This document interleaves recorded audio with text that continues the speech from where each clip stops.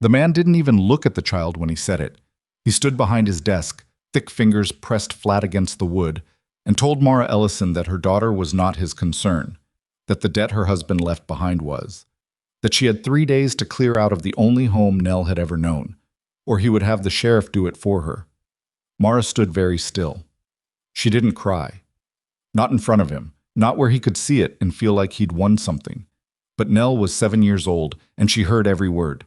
And when Mara turned to take her daughter's hand and walk out that door, she saw Nell's face, that small, careful face that had already learned to expect the worst. And something inside Mara broke that she wasn't sure could ever be put back together.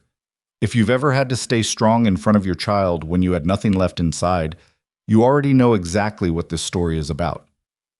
Before we go any further, if stories like this one speak to something in your heart, please take 1 second and subscribe to this channel. Hit that like button and drop a comment telling me what city or country you're watching from. I want to see how far this story travels. Now let's go back to that dirt road and to the night that changed everything. She had been walking for 4 hours when the last light disappeared behind the mountain. Mara Ellison didn't stop. She couldn't afford to. Stopping meant thinking, and thinking meant calculating, and calculating meant arriving at the same terrible answer she'd already reached a dozen times since morning. She had $11.40 in her coat pocket, a suitcase with a broken latch held shut by a strip of leather cord, and a 7-year-old girl whose shoes had a hole in the left sole big enough to see her sock through. "Mama!" Nell's voice came from just behind her left shoulder, quiet as always. Not a complaint, not a plea, just a word offered into the cold air like she wasn't sure it deserved to take up space. "Is it much farther?" Mara didn't turn around. She couldn't let Nell see her face. "Not much," she said. It was a lie, and they both knew it, but they had an agreement without ever speaking one. Nell would ask the questions that needed asking, and Mara would give the answers that kept them moving. It had worked for 3 weeks. It had gotten them this far. The thing was, Mara didn't actually know how far was left. She'd been told the town of Grover's Hollow was 15 miles from the junction she'd left that morning.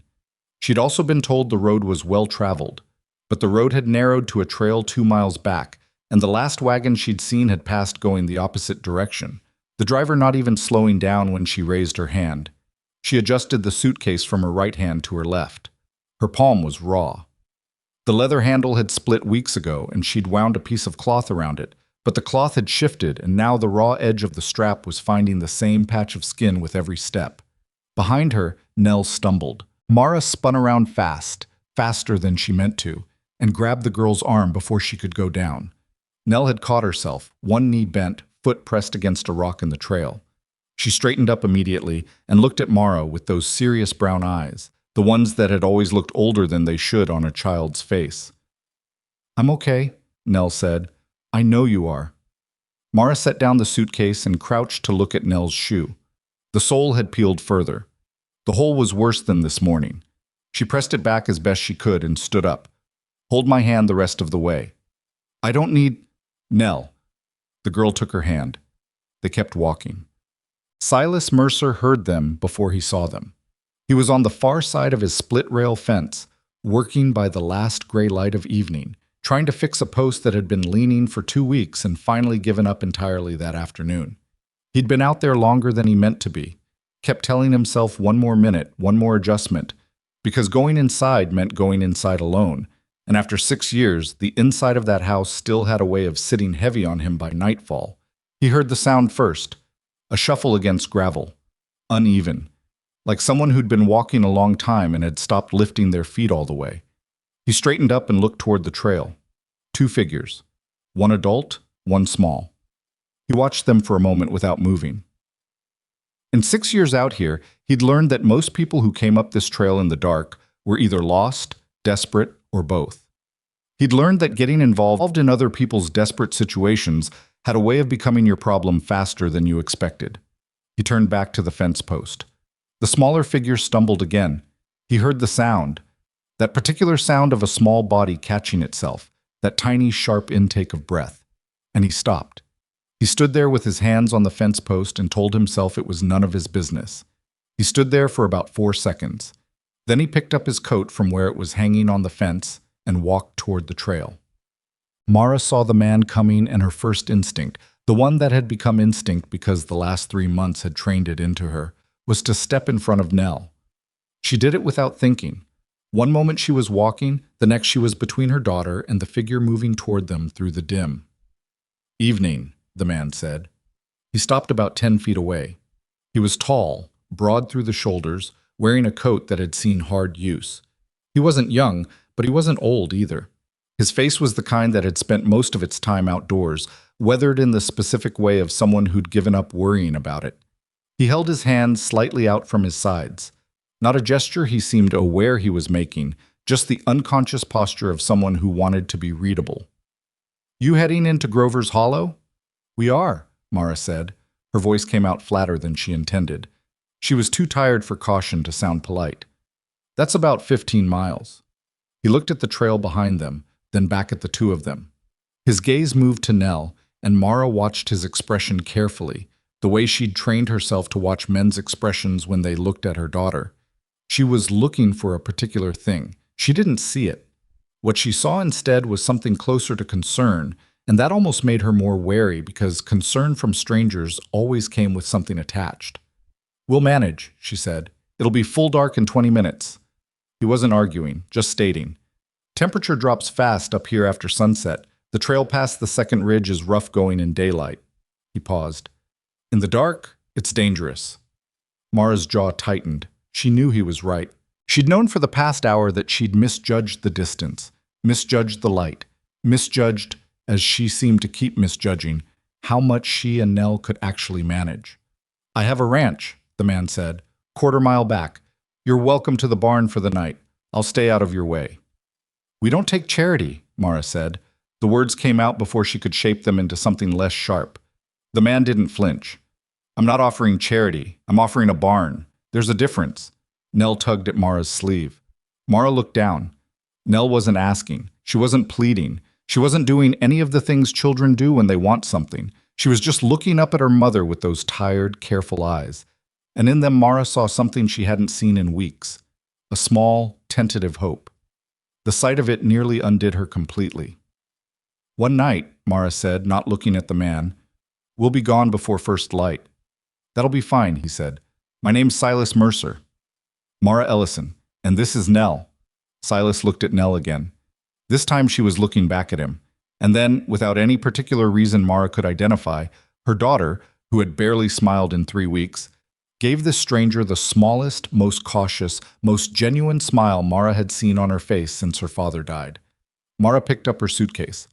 "Quarter-mile, you said?" "Well," the barn was warmer than Mara expected.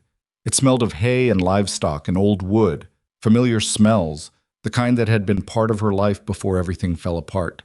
And she stood in the doorway for a moment with the lantern Silas had given her, just letting the warmth settle around her. Nell walked in ahead of her. She went straight to the nearest stall and looked over the low gate at the animal inside. A small brown goat that regarded her with the supreme indifference that goats maintain as a philosophical position. "She won't bite," Silas said from behind them. He'd shown them to the barn and started to leave, but he'd paused at the entrance. "Brought them in early tonight because of the cold. The goat's name is Biscuit. Don't ask me why. The name came with her." Nell reached over the gate very slowly and let Biscuit sniff her hand. The goat's nose twitched. Then it took a step closer. Nell looked over her shoulder at her mother. Her eyes were very bright. Mara set the suitcase down against the wall. Her hand was throbbing. Her feet hurt in ways she'd stopped cataloging. She was pretty sure she hadn't eaten enough today to call it eating, but she'd made sure Nell had the larger portion of the bread they'd bought 2 days ago, and so she would deal with the hunger and be grateful it was only hunger. "There's a water pump around the side of the barn," Silas said. "Blankets in the trunk at the back. It's not comfortable, but—" "It's fine," Mara said. "Thank you, Mr. Mercer." He nodded, started to go. "Mr. Mercer." It came out before she'd decided to say it. He turned. "I want to be clear about something." She kept her voice even. "I don't know you, and I have no reason to trust you. I'm accepting this because my daughter needs a warm place to sleep. But if I have any reason to believe—" "Mrs. Ellison." He said it quietly, not cutting her off, just steady. "I had a wife. Lost her 6 years ago. No children, but I had a wife." He looked at Nell, who was still absorbed in the goat. I know what it is to have someone you do anything to protect. He turned back to Mara. You don't need to explain yourself to me. Then he left. Mara stood there for a moment. She didn't know what to make of him. She'd learned in the past 3 months to be deeply suspicious of men who were straightforwardly kind, because in her experience there was usually something underneath the kindness that cost more than the kindness was worth.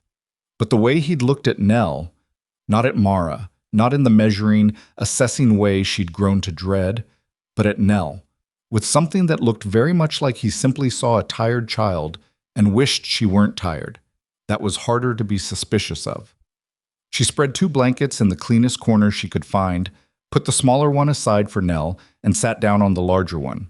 Nell came and settled next to her. She didn't lie down right away. She sat with her legs folded beneath her, leaning against Mara's shoulder, and watched Biscuit watching them from the stall. "Mama," Nell said, very quietly, the way she always said things now, like she was checking first to make sure there was room for the words. Do you think we could stay more than one night?" Mara closed her eyes. She wanted to say yes more than she could hold. She wanted to say yes the way you want water when you haven't had enough. The simple, desperate way. "We'll see," she said instead. Nell was quiet for a moment. Then, "He has a nice voice." Mara opened her eyes. "Go to sleep, Nell." "I'm just saying." "I know what you're just saying. Go to sleep." Nell lay down and pulled the blanket around herself. Within 3 minutes, she was breathing slow and even, the boneless sleep of a completely exhausted child. Mara sat up a while longer. She listened to the sound of the wind outside the barn walls. She listened to the animals shifting, settling, making the small sounds animals make when they feel safe. She looked at her daughter's face in the low light, the way sleep had smoothed out the carefulness that Nell wore all day now. And for the first time in weeks, Mara let herself feel how frightened she actually was. Not of Silas Mercer and whatever he might turn out to be. Of the road ahead. Of the 15 miles she'd been planning to walk tomorrow, with $11 and a child in failing shoes, toward a town she'd never been to and no one there who expected her. Of the things she hadn't let herself fully think yet, that she didn't have a plan beyond Grover's Hollow. She'd told herself she'd figure it out when they got there, but getting there had been her plan for 3 weeks, and in the morning she'd be a quarter-mile closer and still without any idea what came after. She pressed the heel of her hand against her eyes. She would not cry. Not here. Not when Nell might wake up. She breathed in the warm barn air, hay and animals and old wood, and she thought about what the man had said. "I know what it is to have someone you do anything to protect." She didn't know if that made him trustworthy, but it made him, in some way she couldn't entirely name, someone she understood. She lay down next to Nell. She pulled the blanket around both of them. She was asleep before she finished deciding whether or not she would trust him. Morning arrived the way mornings do in the mountains, sudden and cold and carrying a light that had no mercy for how little sleep you'd gotten. Mara was awake before it fully arrived. She sat up, got her bearings, felt the stiffness in every part of her body announce itself at once, and started folding the blankets because she'd said they'd leave before first light and she intended to keep her word. She glanced at Nell. Nell was still asleep. Her face was turned toward the slat in the barn wall where the first gray light was coming through. She looked, in that light, so much younger than she had any right to look given the past 3 months. Mara stopped folding the blanket. She'd noticed something last night that she hadn't let herself think about directly. In the morning light, with no other distraction, she couldn't avoid it. Nell's lips had a slight blue tinge, not the blue of cold exactly, the blue of someone whose body had been doing without for long enough that it was starting to show. Mara sat back down on the barn floor. She pressed both hands flat against her knees and looked at her daughter and did a calculation she'd been putting off for days.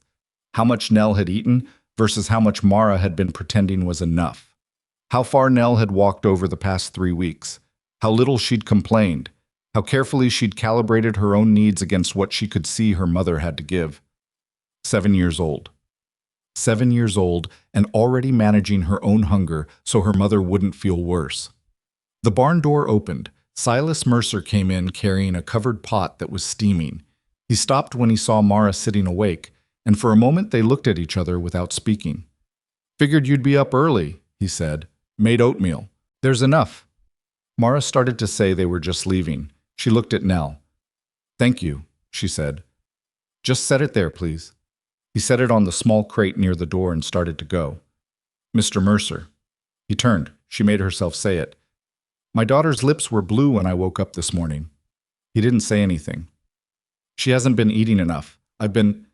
She stopped, started again. I've been making sure she eats first, and I haven't always had enough left over for a full meal myself, and I think I may have… The words weren't coming right. I think she may need to see a doctor. Silas stood in the doorway for a moment. Nearest doctor's in Grover's Hollow, he said. I'm riding in for supplies this morning. I can take you both. I don't need… Mrs. Ellison. His voice was the same as it had been last night. Steady, not unkind, not pushing. We can talk about what you need after a doctor looks at your daughter. Mara pressed her lips together. She hated this. She hated every bit of this. The needing, the accepting, the way the past 3 months had stripped away her ability to refuse things she couldn't afford to refuse. She hated that this man made it harder to refuse by making it so unreasonably simple. All right, she said. Behind her, Nell stirred. Mama? The small voice, still half asleep. Is it morning? It is, Mara said. She turned and picked up the covered pot and carried it over to where her daughter was starting to sit up. And there's oatmeal. Nell blinked. She looked at the pot. Then she looked at Mara. Real oatmeal, she said. Not the kind with no salt? I don't know what kind it is yet. The last place had no salt. Nell said this with the gravity of a complaint she'd been carrying for a while and had only just found the right moment to deliver. You never told me that. I didn't want to be ungrateful. Mara looked at her daughter, at this small, serious, impossibly careful child who had been going without salt in her oatmeal and not complaining about it because she was 7 years old and had already decided that her mother had enough to worry about. She took the lid off the pot. The smell of oatmeal rose up, warm and real, and Nell's face did something it almost never did anymore. It became, for just a moment, completely unguarded. Mama, she said softly, it smells so good. Mara handed her a spoon. Eat, she said. Her voice came out strange, thicker than she meant it to. Don't let it get cold. She turned away so Nell couldn't see her face. From the barn door she was aware of Silas Mercer watching. Not them, not exactly, but watching in the way of someone who has noticed something he wasn't sure he had a right to witness and has gone very still because of it. She didn't look at him. She stood there while her daughter ate oatmeal and made small, involuntary sounds of simple pleasure, and Mara did the things she'd told herself she wouldn't do. She let herself feel, just for a moment, how close to the edge they'd actually been, and then she straightened her shoulders, and she started thinking about what came next. The doctor in Grover's Hollow was a careful man named Aldrich who asked questions before he jumped to answers, which was not always the case with men in his profession in that part of the country. He examined Nell with the quiet thoroughness of someone who'd seen a great deal and had learned to look carefully before speaking. When he was done, he came out and sat across from Mara at the small table in his examining room. She's exhausted, he said, the kind of tired that doesn't fix itself with one night's sleep. Her body's been running on not enough for too long. He looked at Mara in a way that wasn't unkind. She's 7. Her body is doing what it's supposed to do, protecting itself by slowing everything down. You got here before that became something harder to undo. What does she need? Mara's voice was flat because it was the only way she could say the words without something happening to them. Rest, food, more rest, warmth. He paused. Weeks, Mrs. Ellison, not days. Mara nodded. She said nothing. She was running the numbers in her head, and the numbers were saying what they had been saying all along, which was that she didn't have weeks.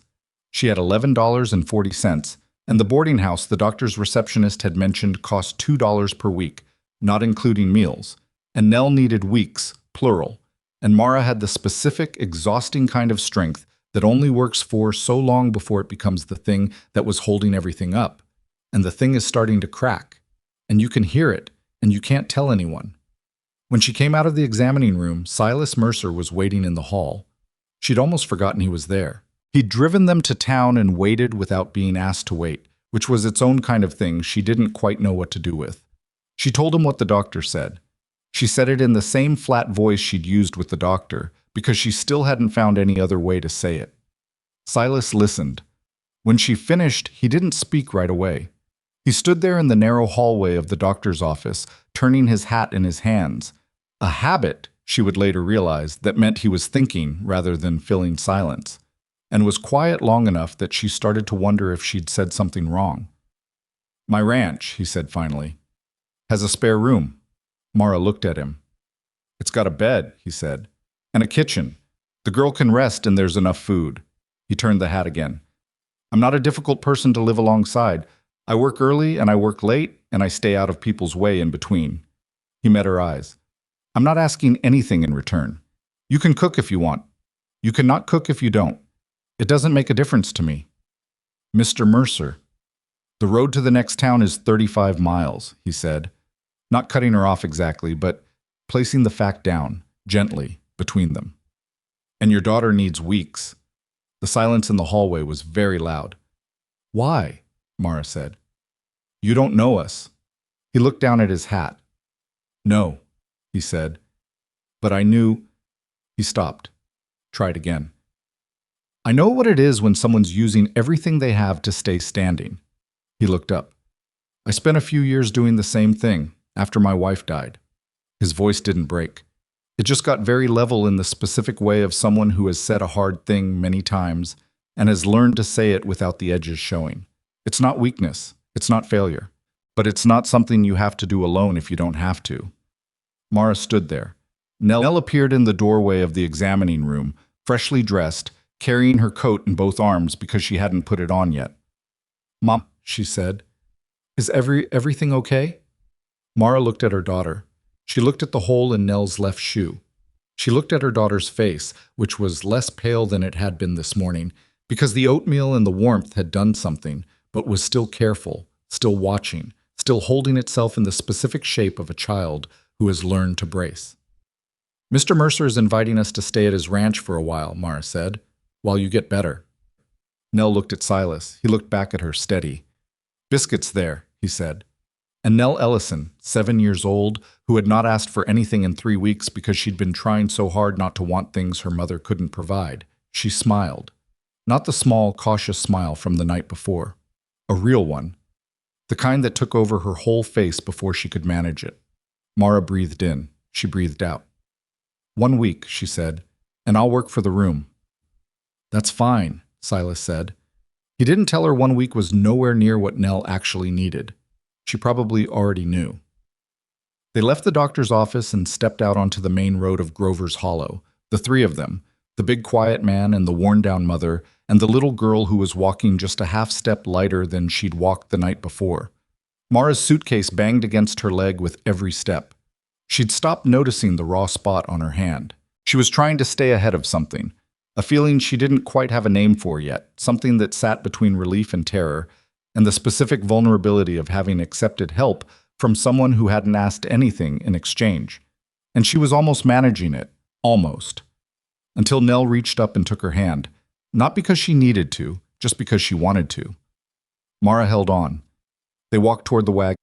The mountains rose around them, cold and enormous and utterly indifferent, and somewhere beneath all of it, beneath the exhaustion and the uncertainty and the $11.40 and the broken suitcase latch, something that had been very nearly extinguished in Mara Ellison began, very carefully, very quietly, to hold itself together.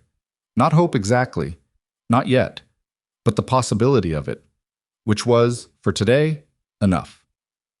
1 week became 2 before Mara stopped counting.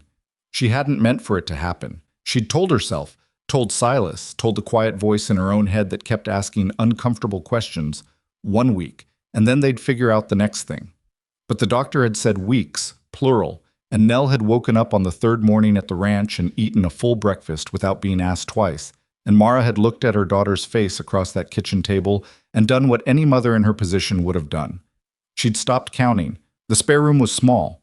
It had a narrow window that looked out over the eastern slope of the property, a bed with a frame that creaked when you turned over, and a chest of drawers with a drawer that wouldn't close all the way because the wood had swollen at some point and never been properly fixed. Mara had shimmied it with a folded piece of cardboard on the 2nd night.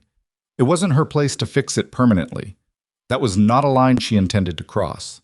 She'd drawn lines carefully. Careful lines that told her where she was and what this was and what it was not. She cooked in the morning because she woke early and because it was the most concrete thing she could offer in exchange for the roof. She mended things because her hands needed to do something useful or her mind ran down roads. It wasn't productive to travel. She did not ask questions about the ranch's finances. She did not rearrange anything in the kitchen. She did not let herself feel too at home in any room except the small one with the swollen drawer. The lines made sense. The lines were necessary. The lines were what kept this a practical arrangement and not something else, something softer and more dangerous. The lines were harder to maintain when Silas came in from the early feed, sat down at the kitchen table without a word, and drank his coffee in a silence so uncomplicated it almost felt like rest. She'd expected him to be difficult. Most men who lived alone for years developed habits that hardened into requirements. Particular ways things had to be done, particular times, particular orders.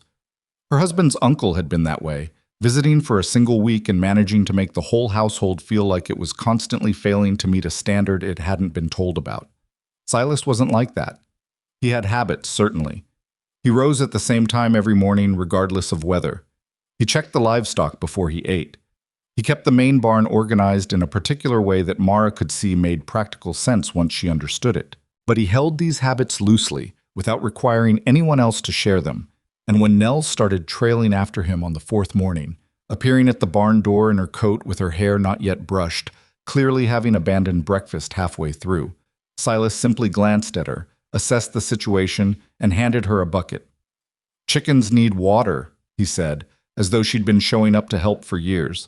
Nell took the bucket with both hands. She spilled most of the water getting it to the chickens, because she was 7 and the bucket was heavy, and the ground between the barn and the chicken coop was uneven. Silas didn't say anything about the spilling. He just showed her once where the closer pump was and how to fill it only halfway. Mara watched from the kitchen window with her hands in the dishwater. She was watching for the thing she'd been watching for since Grover's Hollow, watching for what came underneath the uncomplicated surface. Because in her experience, things that looked uncomplicated on top usually had something waiting beneath them, and the waiting thing was almost always the real thing. She watched for 3 days. What she found was a man who genuinely did not seem to want anything from them except, possibly, to not be completely alone in a house that had been empty for 6 years, and even that he didn't seem to want badly enough to ask for, which was, she thought, its own kind of complicated. The morning Nell found the rabbit was the beginning of something, though Mara wouldn't understand what until much later.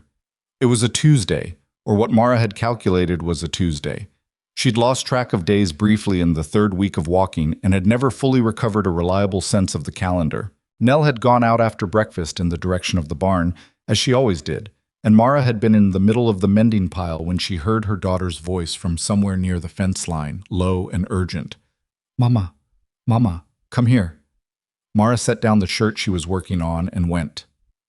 Nell was crouched at the base of the post fence that ran along the western side of the property, and she was very still in the particular way she got still when she was trying not to startle something.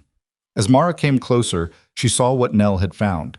A rabbit, small and brown, lying in the grass just inside the fence. One of its back legs was bent at an angle that wasn't right.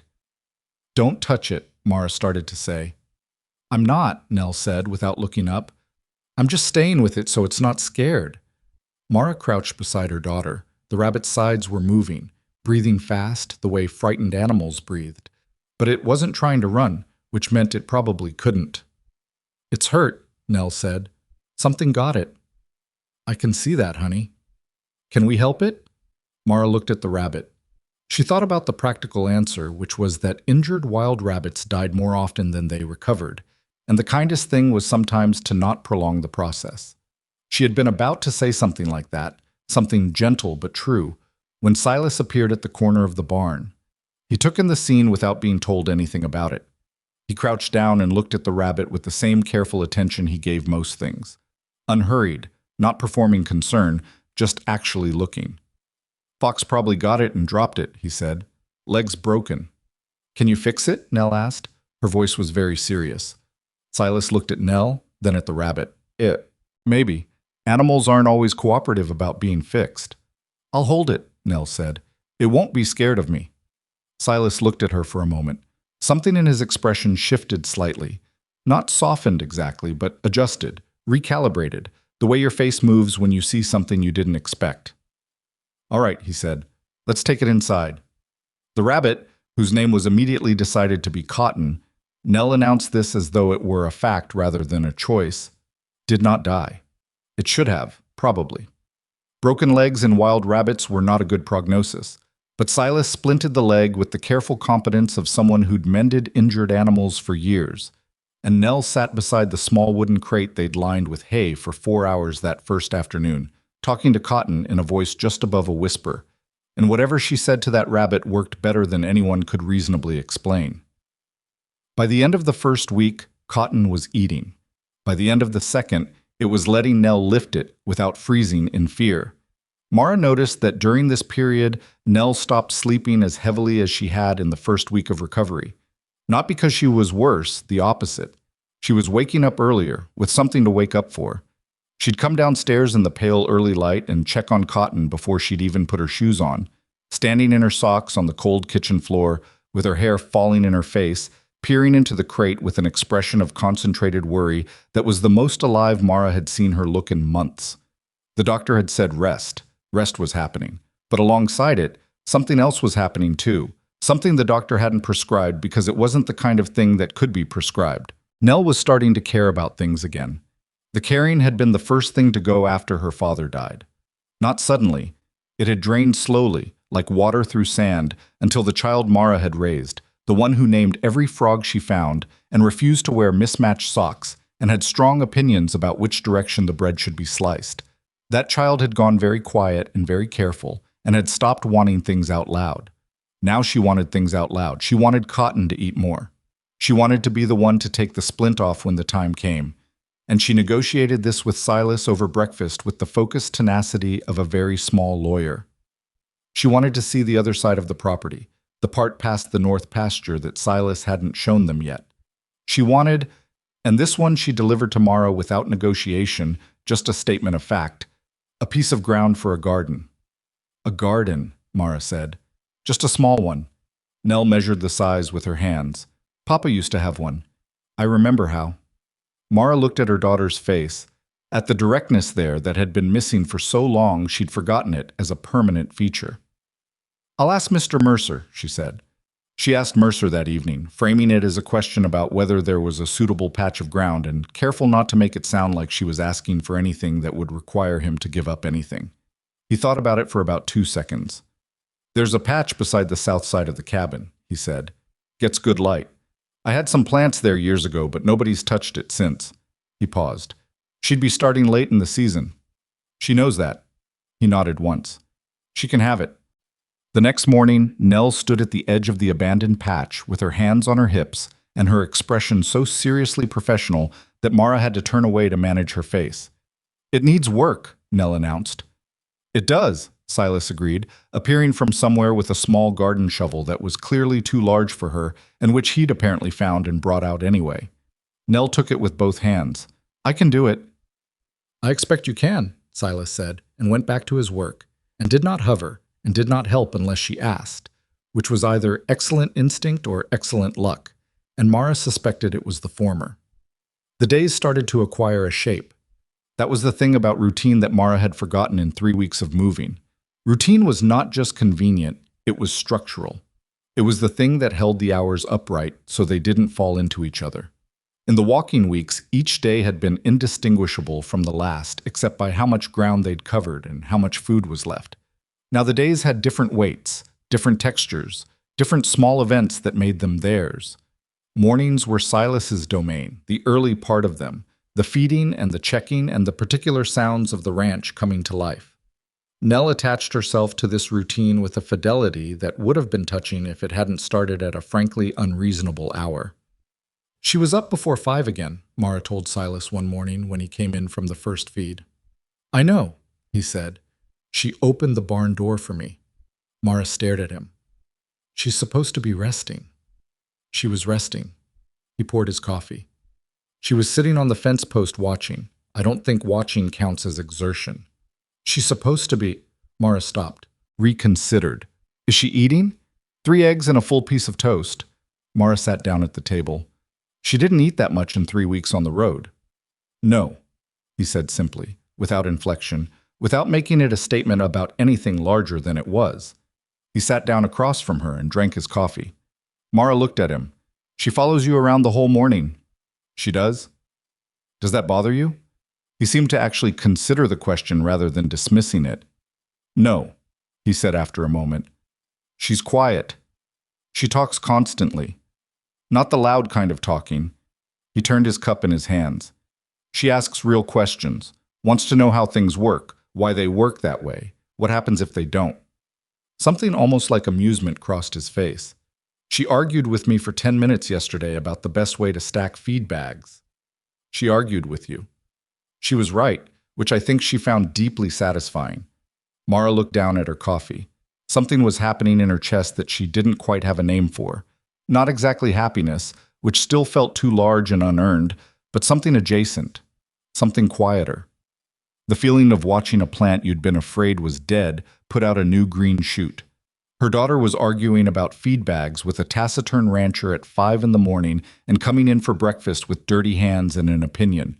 She had been afraid for a while that the careful, quiet thing Nell had become might be permanent, that the girl she'd known might have settled into that silence the way old houses settle, permanently, irreversibly, the new structure hiding the old beneath it. She breathed out. Mr. Mercer. Silas, he said, not for the first time. Silas. She tried to make it sound natural. It almost did. Whatever you're doing, whatever this is, it's working. For her. She chose her words carefully. I need you to know that I see that. He looked at her across the table. He didn't deflect or deny or fill the space with false modesty. She's a good kid, he said. The kind of kid that makes sense.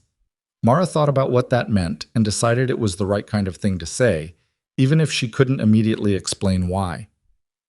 The routine broke for the first time about 3 weeks in, and when it broke badly. Mara had been in town, walking the 2 miles to Grover's Hollow with a list of mending jobs she'd quietly arranged with 3 different families, the kind of work that could be done for small amounts of cash and required no equipment beyond a needle and thread she already had. She hadn't told Silas she was looking for paying work. She hadn't exactly hidden it, but she hadn't brought it up because the conversation would have required her to acknowledge directly that she was thinking about what came after 1 week, and then after 2 weeks, and eventually after whatever this arrangement was. A conversation she kept putting off because she wasn't ready for the answer it might produce. She came back in the early afternoon to find Nell standing outside the barn with her arms crossed, her face doing the particular closed-down thing it did when she was trying not to show she was upset. What happened? Mara asked immediately. Nothing. Nell's voice was a little too flat. Nell. Some men came, she paused. From town. They were talking to Mr. Silas. Mara looked toward the barn. She could hear voices inside, Chow, Silas's low one, and at least one other she didn't recognize. What kind of men? The kind that don't say hello to children, Nell said, which in her vocabulary was about as damning as a description could get. Mara set down her things and walked to the barn door. There were 2 men. She clocked them in a single pass. Older, both of them. One heavy-set with a coat that cost more than his boots suggested he usually spent. One thin and standing slightly behind the heavier man in the way of someone who carried messages, but not authority. The heavier man had his thumbs in his belt and was talking in the tone of a person making a case he considered already settled. Not asking you to decide today, Mercer, but the rest of us have. The whole East Basin is going dry, and the Hendersons already sold. He glanced briefly at Mara when she appeared, the kind of glance that assessed and dismissed in the same motion. You want to hold out? That's your right. But come winter, you'll be in the same place as the rest of us. Silas was standing with his arms loose at his sides, which Mara had come to understand was not a relaxed posture, but a deliberate one. The posture of a man keeping something leashed. My answer's the same as last time, Hadley, he said. This land's not for sale. Your cattle can't drink water that isn't there. The man, Hadley, said it pleasantly, the pleasantness of someone who thinks time is on his side. Think about it. That's all I'm asking. I've thought about it. Then think about it again. Hadley turned to go, and his eyes landed briefly on Mara. And this time the look was longer, and a different kind. Didn't know you had a family, Mercer. I don't, Silas said, and then, a half-beat later, in a different tone, These are my guests. The distinction landed somewhere in Mara's chest in a way she didn't entirely know what to do with. Course, Hadley said, and smiled in a way that meant something she couldn't parse, and left. The silence after the two men walked out was the kind that had weight. Silas picked up a harness he'd apparently been working on before the interruption and turned it over in his hands. What did he mean? Mara asked. The basin going dry. The well's been pulling less. He kept his eyes on the harness. Started in July. The neighbors are blaming the drought, selling off to Hadley before the water situation gets worse. Is it going to get worse? I don't know. He set the harness down and finally looked at her. I've seen dry years before. I've never seen a dry year that lasted forever. Mara held that for a moment. But this year might be different. It might be. She understood the thing underneath that, the thing he hadn't said. If the water situation got worse, the ranch might not be sustainable through winter. The cattle needed water. The garden needed water. Everything on a working ranch was downstream of that single fact. She went back outside. Nell was exactly where she'd left her, arms still crossed, watching the two men's retreating backs with the considered expression of a child building a private case against someone. He's going to try to buy the ranch, Nell said. It wasn't a question. Sounds like it, Mara said. Mr. Silas won't sell. No. Good. Nell uncrossed her arms. Her face settled back into something more usual. Cotton hopped across the whole kitchen this morning. I think her leg is almost better. Mara looked at her daughter. This child who could hold the ranch might be in trouble, and Cotton hopped across the kitchen, in her head at the same time without losing either, and felt the same complicated thing she kept feeling lately, the thing that didn't have a clean name. Did she get under the stove? She asked. Yes. And did it take you 20 minutes to get her out? Nell paused. 15, she said. She came to me faster than last time. They walked back to the house together, and Mara made a note in the back of her mind, a note she'd been adding to for weeks, that kept getting longer regardless of how she tried to keep it short, about the fact that Silas Mercer, who had offered them a barn, and then a spare room and then a garden patch, and had asked nothing back except the impractical dignity of refusing to be thanked too directly, was now possibly facing a problem bigger than a broken fence post or a difficult neighbor. And the note in the back of her mind said, he kept them off the mountain in the dark. And then he drove them to a doctor. And then he stood in that hallway and said, it's not something you have to do alone if you don't have to. And she was going to have to decide at some point what she was going to do about that. She wasn't ready yet. But the note was getting longer. The well situation announced itself properly on a Tuesday in what she'd calculated was the 6th week. The morning Silas came in from the early feed and stood at the kitchen sink and turned the handle and waited, and the water came out slow and thin and then stopped altogether. He stood there with the empty handle in his hand for a moment. Nell looked up from where she was eating. What's wrong with the water? Silas didn't say anything right away. He turned the handle again. Nothing. Well's dry, he said. The words came down like something dropping. Mara set down the knife she'd been using and came to stand beside him. She turned the handle herself, as though the result might be different, which she knew it wouldn't be. The pipe made a sound that was more air than water. Nell had put down her fork. She was watching Silas with the very focused attention she brought to things that mattered. What does that mean? She asked. Silas sat down at the table. He didn't answer immediately. He put both his hands flat on the table and looked at them, which was the posture Mara had come to recognize as his version of thinking hard about something difficult. It means we've got what's stored in the tank and nothing else coming in, he said. For now. For now meaning what? Nell pressed. Mara started to say something about giving him space to think, but Silas looked at Nell directly and said, for now meaning I need to figure out what to do next. Nell considered this. What are the options? Silas looked at her for a moment. He looked almost like he wanted to smile, and didn't quite. Find another water source, he said, or sell the cattle before the stored supply runs out, which would mean we can keep the house going but not the working ranch, he paused. Or sell the property and take what Hadley's offering. The kitchen was very quiet. You're not going to sell, Nell said. Not a question, a fact she was establishing. Silas held her gaze. I don't plan to. Okay, Nell picked her fork back up. Then we need to find water. She said it the way she'd said she'd hold Cotton and the rabbit wouldn't be scared. Matter of fact, decided, the verb form of not accepting the easier version of a situation. Mara looked at her daughter and thought, not for the first time, "Where did you come from?" The water problem changed the texture of the days. Not dramatically. The tank held enough for careful use, and Silas had 3 large barrels he filled from a neighbor's source 2 miles out, hauling them back in the wagon twice a week. But the barrels were a stopgap. Everyone understood they were a stopgap. And the stopgap had an edge that you could feel even when you weren't directly looking at it. Mara took on more work in Grover's Hollow. She didn't announce this, just expanded quietly. A 4th family, then a 5th, the small amounts adding up to something she could plan around. She was careful not to count the money in front of Silas, which was probably a strange kind of pride given the circumstances. But she'd built a system for her own dignity out of whatever materials she had available, and this was one of the load-bearing pieces. Silas took in 2 extra cattle from a neighbor who was cutting his herd, the payment modest but immediate. He spent more evenings with paper and pencil at the kitchen table after Nell was in bed, doing the math that Mara could see was not adding up comfortably, and then putting the paper away when she came back downstairs, which was a thing she decided not to address directly. Between them, unspoken, a kind of partnership had assembled itself that neither of them had planned. It had grown up the way things grow up in hard situations. Not by discussion, but by necessity. Not by affection initially, but by proximity and shared trouble. 2 people who'd both learned to solve problems alone and were finding, against expectation, that it went faster with someone else. Nell noticed. Nell noticed everything, which was sometimes alarming and sometimes deeply inconvenient. She noticed that Mara and Silas had developed a kitchen shorthand. A look, a small gesture, the way one of them would silently pour the other's coffee and slide it across the table without being asked. She noticed that Silas had started leaving the easier morning chores until after Nell was up, which added 30 minutes to his own work but gave her more to do alongside him.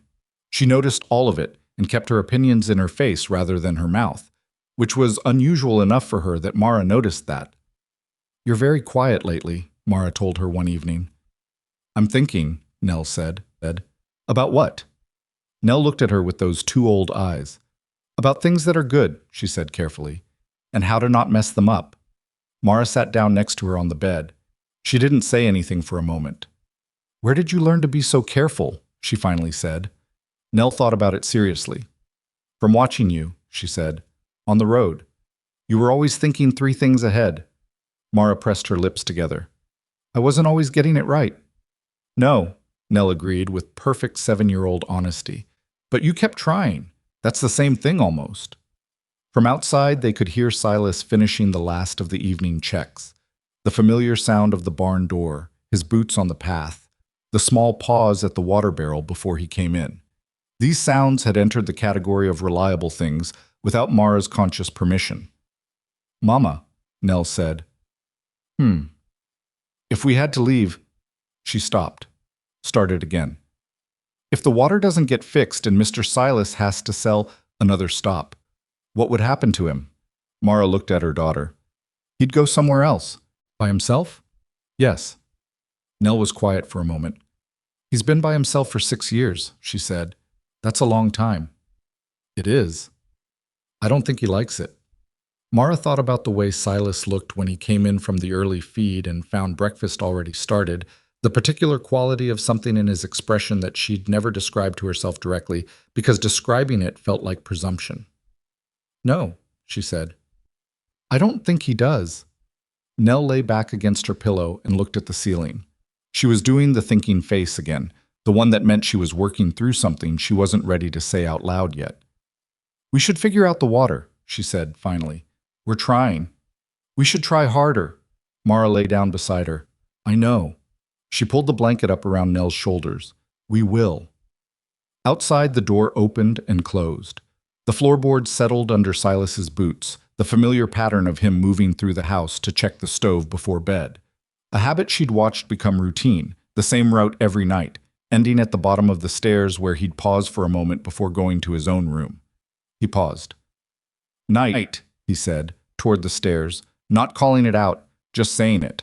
Nell called back immediately, brightly, the automatic happiness of a child who's been waiting to say it. "Night, Mr. Silas." A beat. "Night, Nell." He said it with something in his voice that Mara couldn't fully name. Warmth, but not the performed kind. Not the kind you put on for someone else's benefit. The kind that just comes. Mara lay in the dark and looked at the ceiling. She thought about the suitcase in the corner. She'd stopped positioning it near the door about 10 days ago, moving it flush against the wall when she rearranged the room for more floor space. It was a small thing. The smallest thing. The kind of thing you could claim was entirely practical. She thought about Nell's voice just now. That brightness, that automatic brightness, calling goodnight to a man who'd handed her a bucket and let her figure out the chickens on her own. She thought about what it meant that her daughter, who had stopped expecting things, was expecting things again. And she thought about what she owed that. Not to Silas, exactly.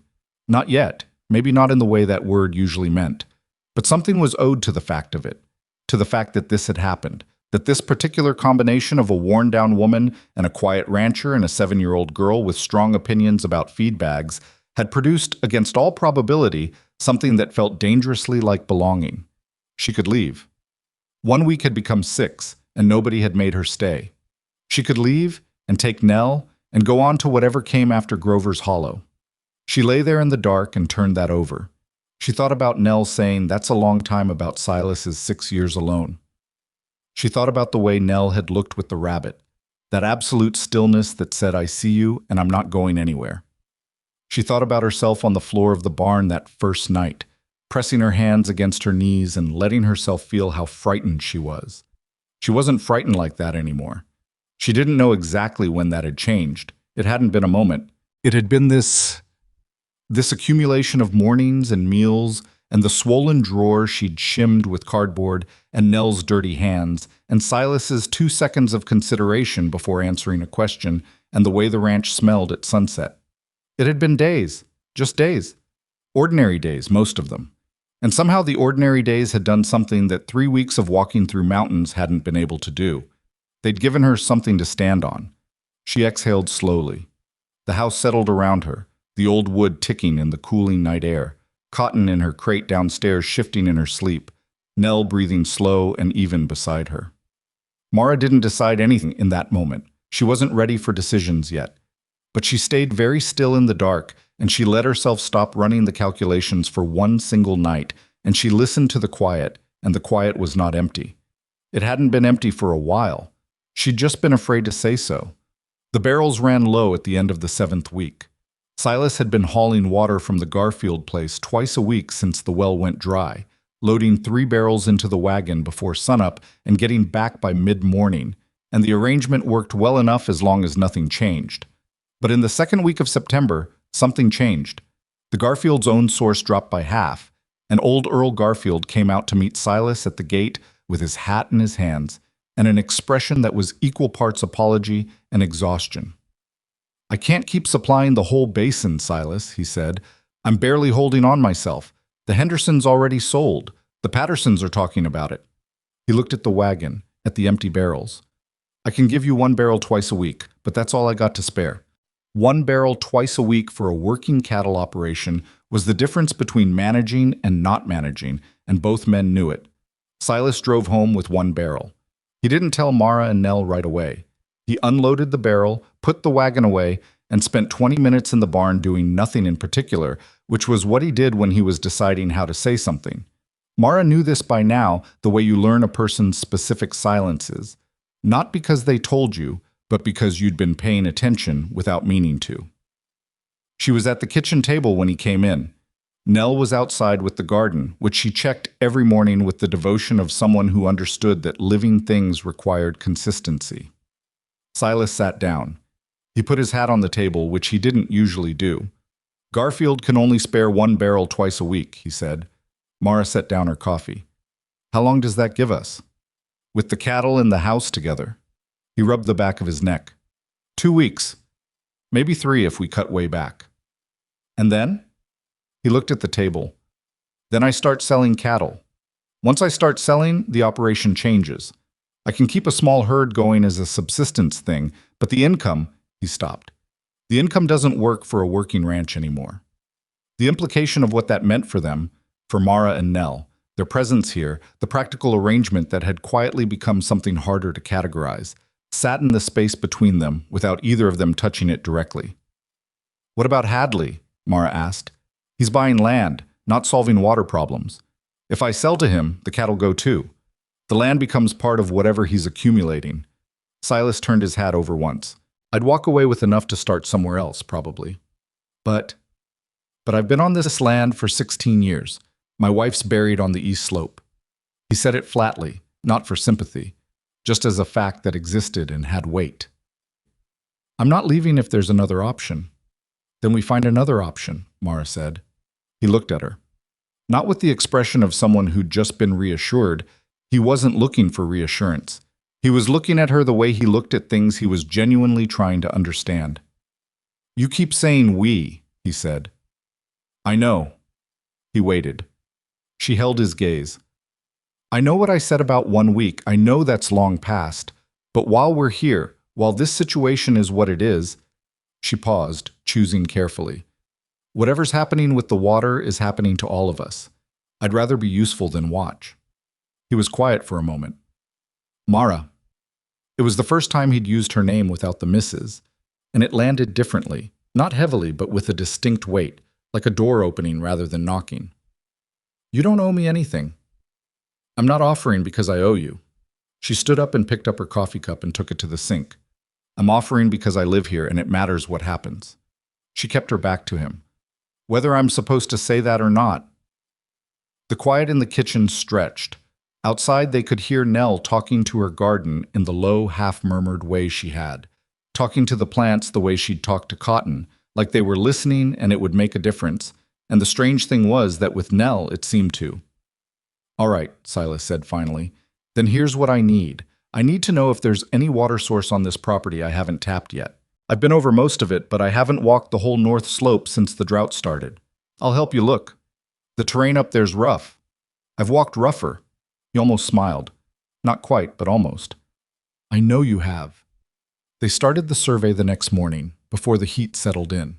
Silas brought his tools, a long iron probe rod, a notebook, a hand-drawn map of the property that had been updated in pieces over 16 years, and showed it. Mara brought water, food, and the practical eyes she'd developed growing up on farmland in her own childhood. A part of herself she rarely thought about because it belonged to a version of her life that felt very far away. Nell naturally came too. She wasn't supposed to. Silas had said the terrain was rough, and Mara had said Nell should stay, and Nell had listened to all of that, and then appeared at the barn door at 6:15 with her coat on and her most cooperative expression, which was the expression she wore when she'd already decided something and was managing the communication of it. "I'll stay on the easy parts," she said. "Nell, I know the property better than either of you," she said with absolute accuracy. She'd spent 7 weeks following Silas around every inch of accessible ground. "And I have small eyes." Mara turned to Silas. He was carefully looking somewhere else. "She said small eyes," Mara said. I heard her. "What does that mean?" "She told me last week that small eyes are better at noticing small things." He picked up the probe rod. I didn't argue. Mara looked at her daughter. "Fine," she said. "Easy terrain only." Nell's cooperative expression didn't change, which meant she was satisfied, and they set out. The north slope was harder going than the main pasture, rising steeply past the back fence line into territory that was more rock than soil.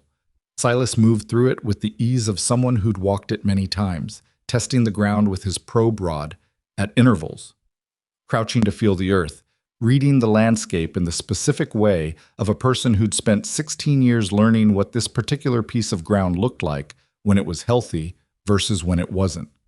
Mara stayed close and watched what he was looking for, so she could look for the same things. She didn't ask too many questions because he was concentrating, but she asked enough to understand the principle. Underground water, if it was there, would show itself in small ways on the surface. The color of rock, the particular plants that grew where they shouldn't, the way soil felt at depth. Nell stayed behind them at first, as agreed. She picked her way carefully over the rocks, stopping often to look at things, which was simply what Nell did in any environment. She stopped and looked, thoroughly, before moving on. It drove Mara mildly crazy on ordinary days, and had saved them from at least 2 situations on the road where Mara had been moving too fast, and Nell's pause to look at something had been the thing that showed them the better path. They spent the morning on the slope. They covered the western section, then the center ridge, then turned toward the eastern side where the rocks grew larger and the ground got harder underfoot.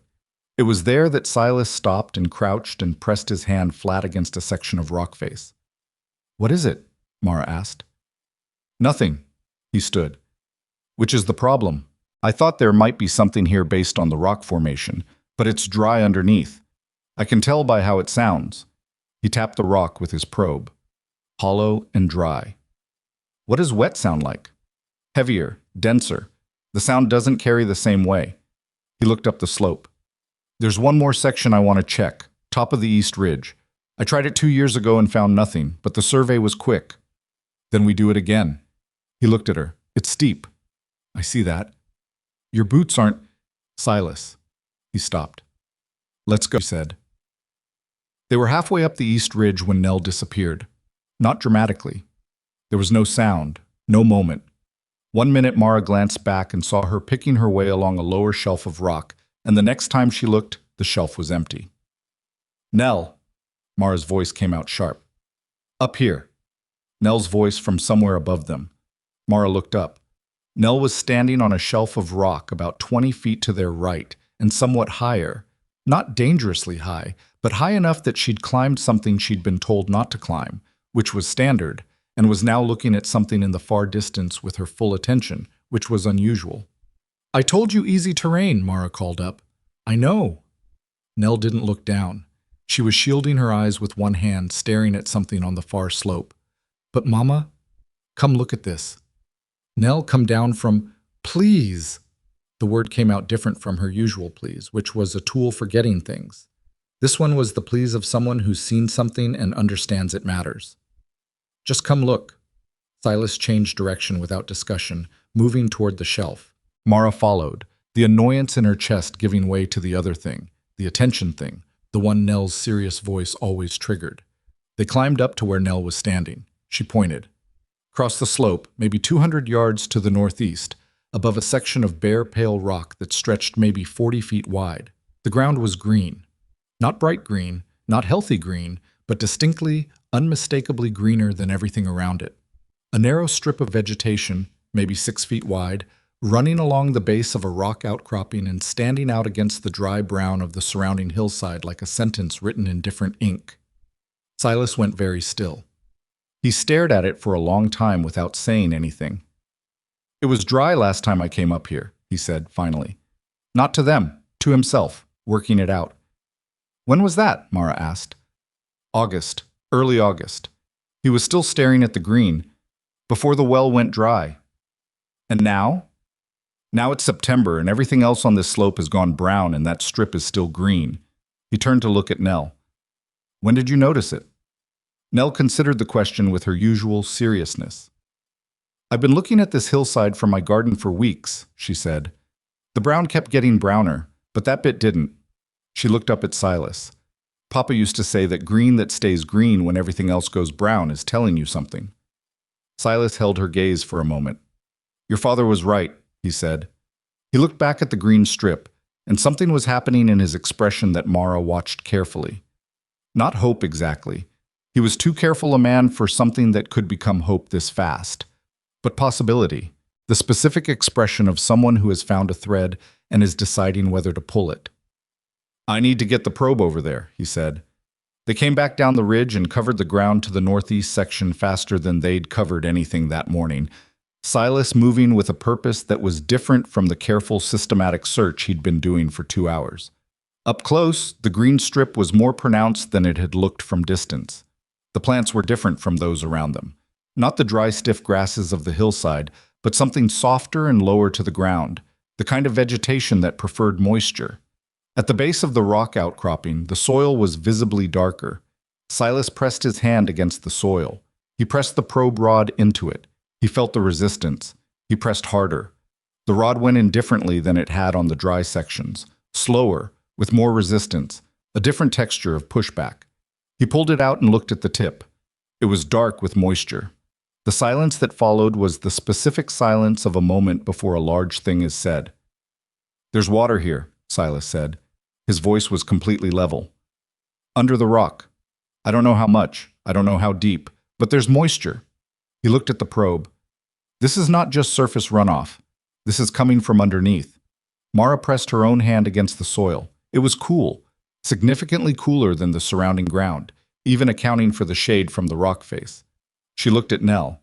Nell was standing very straight with her hands at her sides, looking at the green strip with an expression that was trying very hard to be neutral and not entirely succeeding.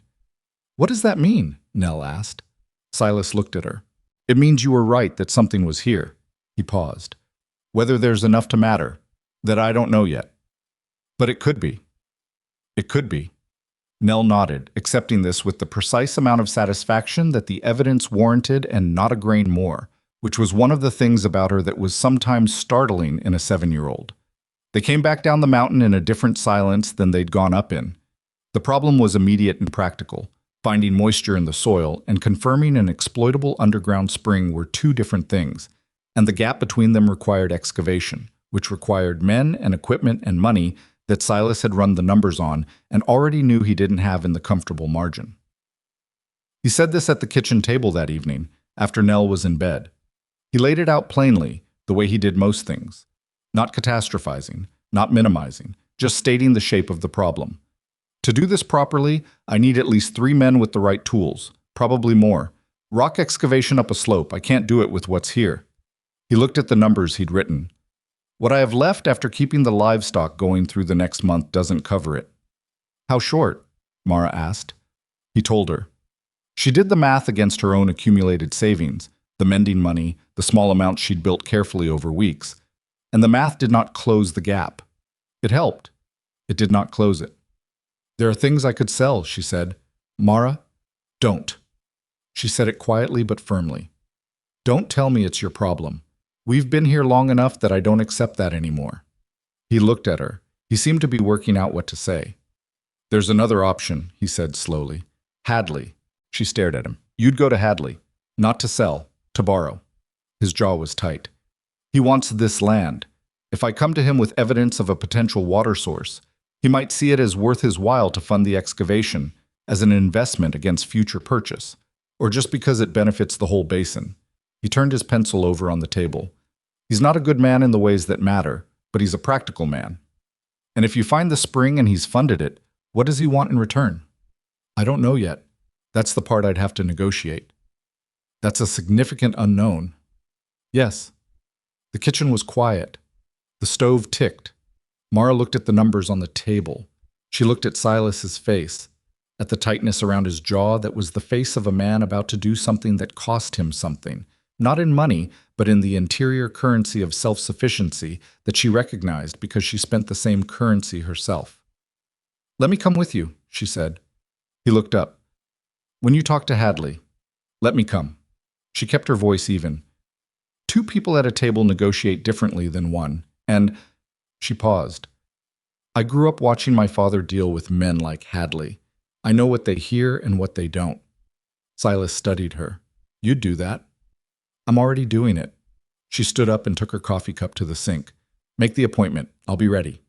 She didn't hear Nell come downstairs until she turned around and found her standing in the kitchen doorway in her nightgown, barefoot, with an expression that said she'd been there long enough to hear most of it. Nell. Mara's voice came out tired. You're supposed to be asleep. I know. Nell walked to the table and sat in the chair across from Silas. She folded her hands. Are you going to ask the man who wants to buy the ranch to pay for the digging? Silas and Mara exchanged a look. We're considering it, Silas said. Nell was quiet for a moment. He'll want something for it, she said. Men like that always want something. We know, Mara said. We're going to be careful. You should write down what you're not willing to give before you go, Nell said, so you don't forget when you're sitting across from him. She looked at Silas. Papa used to do that, before hard conversations.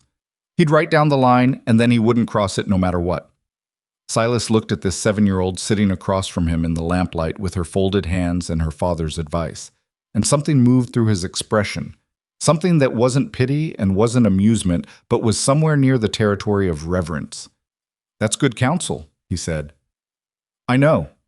Nell unfolded her hands and stood up. I'm going back to bed. She paused in the doorway. The green part is still going to be green tomorrow. I checked before dinner. Then she was gone, her bare feet quiet on the stairs. Mara and Silas sat in the kitchen for a moment. She checks it every day? Mara asked. Since she first noticed it, she looks from the garden every morning. He turned his pencil over one more time. She noticed it before I did. I walked that slope twice and looked at that hillside and didn't see what she saw. Mara looked at the stairs where her daughter had disappeared. She sees things that are trying to survive, she said. She's always done that. The meeting with Hadley was 2 days later. It was held in the man's office above the feed store, which was furnished to communicate a level of prosperity that was just slightly in excess of what was tasteful. Heavy furniture, a large desk, the portrait of someone who might have been a relative or might have been purchased to suggest one. Hadley sat behind the desk with the particular comfort of a man who considered the desk a power position, which meant he considered the chair across from it a subordinate one. Mara sat in the subordinate chair beside Silas and let Hadley do his reading of the situation without correcting it. He read it exactly as she'd expected. Silas, coming to him. Silas, needing something. Silas, who'd refused him twice and was now here. He was pleased, and his pleasantness had the quality of a man who smells an advantage. Silas laid it out plainly. The dry well, the water survey, the green strip on the north slope, what it indicated, what a proper excavation might find. Hadley listened with his hands folded and his expression calibrated to neutral. "So you want me to fund an excavation?" he said when Silas finished. "On land you've told me twice you won't sell." "I'm proposing a contract," Silas said. "You fund the excavation. If it produces a viable spring, you get a 10-year water access agreement for your properties to the north, access for your livestock and your household use. You don't get the land. You don't get a stake in the ranch. You get the water access." Hadley looked at him. "And if the excavation finds nothing? Then you've lost the investment and I owe you nothing because that was the risk." Hadley turned his eyes to Mara. He did it with the slight surprise of a man who'd registered her presence but hadn't considered it meaningful until now. "And you are?" "Mara Ellison," she said. "I'm handling the contractual terms." He looked at her for a moment with the evaluating look she'd been prepared for. "You're the woman staying at Mercer's place." "I am." "And you know contract terms." "My father had a farm for 30 years and a lawyer in his pocket for 20 of them. I grew up in those conversations." She held his gaze. "I'm not here to impress you, Mr. Hadley. I'm here to make sure what's agreed today is what's on paper tomorrow." Something shifted in Hadley's expression. Not respect exactly, but recalibration. The look of a man adjusting his read of a room. He turned back to Silas. 10 years of water access. For the north properties only, not transferable to any land you acquire in future. That's a narrow agreement. It's the agreement I'm offering. Hadley was quiet for a moment. He drummed his fingers once on the desk, the only tell Mara had seen from him, the brief physical expression of a mind working through numbers. "I'll want right of first refusal," he said. "If you ever decide to sell, I get first offer." Silas glanced at Mara. This was the line. This was exactly where the line was, and they both knew it, and Nell had been right that it needed to exist before they walked in. "No," Silas said. Hadley's expression stilled. "No? Right of first refusal changes how I can use the land, changes every decision I make about the property for the next decade." Silas's voice was level. "That's not a water access agreement. That's a slow sale with extra steps. The answer is no." The silence was the kind that had edges. Mara kept her hands loose in her lap. She watched Hadley's face. She was watching for the tell of whether this was a real demand or a negotiating position, whether he'd push back hard or let it go and move to the next thing. He let it go, which meant it had been a position, which meant the water access was what he actually wanted, and the right of first refusal had been a reach. She'd suspected. Now she knew. "Duration," he said. 10 years is short." 15, Silas said. "Final offer on duration. 15 years. Hadley turned it over. "Volume limits? I won't take an agreement that caps me so low the access is useless. Reasonable household and livestock use for your north properties at time of signing. If you expand the properties, we renegotiate." Another pause. "And if the spring runs dry before 15 years?" Hadley asked. "Then the agreement terminates," Silas said. Same as if my well had stayed dry. Water agreements are contingent on water existing. Hadley looked at him for a long moment. Then he looked at Mara. Is this written up? He asked. I'll have the terms drafted by end of week, she said.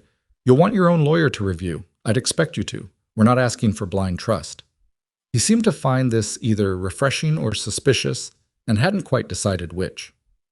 You're thorough, he said. I have to be, she said simply.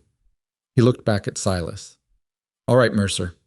You've got your funding. I want to see the excavation plan before men are hired. You'll have it. They shook hands across the wide desk, and Mara watched Silas's face when he stood up. The tight line of his jaw, the thing he was keeping controlled. Not excitement. It was too soon for excitement, but something. The specific expression of a man who has found a thread and pulled it, and the thread held. They walked out onto the main street of Grover's Hollow and stood in the September afternoon and didn't say anything for a moment.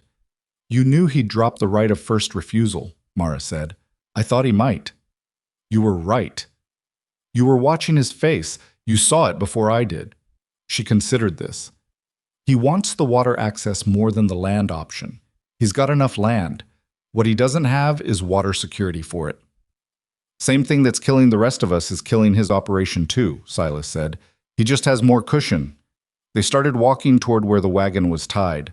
The afternoon light was at the angle that made the mountain range to the west look like it had been cut out of paper, sharp and precise and slightly unreal. My father, Mara said after a moment, would have liked you. Silas looked at her. He didn't give anything away either, she said. He called it knowing the weight of what you have. She looked at the mountains. He said most people in a negotiation give things up before they have to, because they're afraid of the silence. You don't. Silas was quiet for a moment. What happened to him? He died 8 years ago. The farm went to my brother. She said it without the particular texture of bitterness, just fact. I married Daniel Ellison 2 years later. We had Nell. We were building something. She stopped there. The rest of it was still the part that didn't have good words. And then we weren't. He didn't push. He didn't fill the space with condolences. He walked alongside her and let the sentence end where it ended, and the not pushing was the right thing, which was consistent with how he did most things. I lost the ranch once, he said eventually. Different drought, my 4th year here. Lost half the cattle, almost lost the land. My wife. He stopped. Adjusted. Eleanor told me the land would still be here when the drought ended. She said the question wasn't whether we could survive the drought. It was whether we'd recognize the land afterward if we sold parts of it off to manage. He turned his hat over in his hands. She was right. We held on. The drought ended. The ranch came back. Is that why you're holding on now? Partly. He looked at the hat. Partly because she's buried there and I'm not ready to be somewhere she's not. Mara didn't say anything to that. There was nothing useful to say to it, and she'd learned that useless words in response to true things were worse than silence. They reached the wagon. Silas untied the horse and Mara climbed up, and they started back toward the ranch in the late afternoon, the road quiet and the mountains enormous around them. And Mara thought about Eleanor Mercer, who had said the land would still be here and had been right, and about Daniel Ellison, who had taught their daughter that green that stays green when everything else goes brown is telling you something. And she thought about the way the dead stay in things. In the land, in a child's eyes, in the advice you give when you're standing on a slope, looking at a hillside and you suddenly understand what your father was teaching you all those years ago. The excavation started the following Monday. Silas had hired 4 men from town, the ones he knew, the ones whose work he'd seen, and they arrived before 7 with the equipment loaded and Silas at the front of the property to meet them.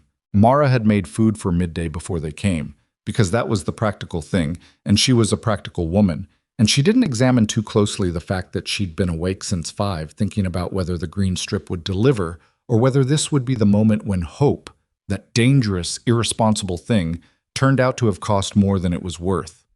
Nell stood at the fence and watched the men head up the slope with an expression of concentrated seriousness. You should go help Mama, Mara said to Nell, watching herself from some slight distance, aware that she'd just referred to herself in the third person, which she never did. You said that, Nell said, not moving. I'm watching. Nell, I found it, Nell said, not defiantly, just accurately. I want to watch. Mara stood beside her daughter at the fence and watched the men move up the slope, and neither of them went inside for a long time. The first day produced nothing conclusive. The men confirmed the moisture at depth, confirmed the formation of the rock consistent with an underground source, and broke ground on the excavation in a way that was clearly a beginning and not an end. They'd be back tomorrow. Silas came down from the slope at the end of the day with dirt on his hands and the tight expression that meant he was managing expectation downward. Tomorrow, he said. Okay, Mara said. Nell looked at the slope. It's still there, she said. The green. Nobody had suggested it wouldn't be, but she said it the way you say things you need to say out loud to keep believing them. The second day they went deeper. The third day, in the late afternoon, one of the men appeared at the top of the slope and put 2 fingers in his mouth and whistled. Mara heard it from the kitchen. She was out the door before she'd made a decision to move. She climbed the slope faster than she'd climbed anything in recent memory, not running, but something close to it, with the particular speed of a person who has been holding something carefully in an unsteady grip for a very long time and has just been told to either drop it or hold on for real. Nell was ahead of her. She had no memory of when Nell had passed her. Silas was already up there, crouched at the edge of the excavation, very still. The man who'd whistled, a heavy-set man named Foster who didn't talk much, was standing to one side holding his shovel and looking at the hole with an expression that was professional neutral, with something leaking through the edges of it. Mara reached the top of the slope. She looked at the excavation. The bottom of the pit was dark, not wet yet, not flowing, but the darkness of earth that is thoroughly, genuinely saturated, the kind of darkness that means something is down there. Silas looked up at her from his crouch. He didn't say anything. She didn't say anything. They looked at each other across the open ground, and in the space between them was the particular thing that passes between people who have been through hard days together and have arrived, possibly, at a different kind of day. Nell crouched beside Silas at the edge of the pit. She looked at the dark earth. She reached out one small hand and pressed 2 fingers against the soil at the edge. She pulled her fingers back and looked at them. They were dark with moisture. She looked up at Silas. Her face was doing the thing it did. The thing Mara had been watching come back since the first morning with the oatmeal, the full-face, unguarded thing, the one that meant she'd stopped managing. It's real, Nell said, not a question. Silas looked at those 2 small dark fingers. It's real, he said. And then Nell made a sound. Not a word, not a cry, just a short, bright sound of uncomplicated relief. The sound of something that has been held tightly for a long time being released, and she put both hands over her mouth, and her eyes were bright, and she looked very suddenly like what she was, a little girl who had been through a great deal and had very much wanted this one thing to be true. Mara crouched down beside her daughter and put her arm around her shoulders. Nell leaned into her. They were filthy from the climb, both of them, and the wind had come up on the slope and was cold on the back of Mara's neck, and her knees hurt from the crouching, and none of that mattered. They knelt at the edge of the hole in the earth that Nell had found, and above them the sky was that clean, deep blue of late afternoon in the mountains, and down in the dark earth below them something cold and old and inexhaustible was waiting to be found. They hadn't broken through yet, but the ground was wet, and the green was still green, and they had come this far. It was enough to keep going. They went back the next morning before the light was fully up. Silas had been awake since 4. Mara knew this because she'd been awake since 4 herself, lying in the narrow bed listening to the house. And at some point she'd heard him move through the kitchen and go out the back door, and she'd lain there another 20 minutes before giving up on sleep entirely and getting up to start the stove. By the time Nell came downstairs at 5:30, earlier than usual, her hair not brushed, her boots already on, which meant she'd put them on before coming down rather than after, which meant she'd woken up thinking about the slope. Coffee was made and Silas was back inside, standing at the kitchen window with a cup in his hand, looking at the mountain in the dark. Nobody spoke for a while. It wasn't an uncomfortable silence. It was the silence of 3 people who had been in the same suspended state overnight and were now sitting with it together, which was different from sitting with it alone. Nell ate her breakfast without being asked twice. She ate everything on her plate, which she'd been doing reliably for weeks now, and Mara had stopped marking it internally because reliable things stopped being remarkable after long enough.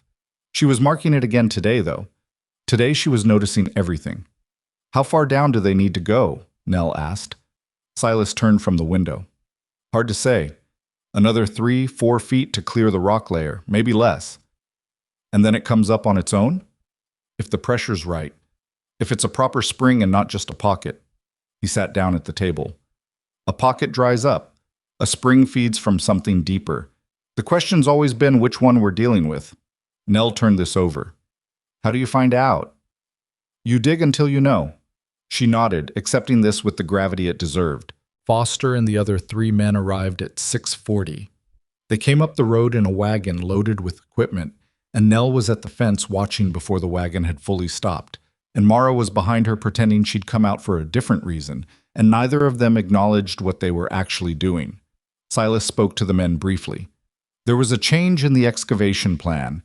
They were going to need to clear a section of the rock face on the northeast side of the pit, which had been the most resistant layer yesterday. Foster had brought a different tool for it, a heavier iron implement that he carried over one shoulder with the ease of long habit. They headed up the slope.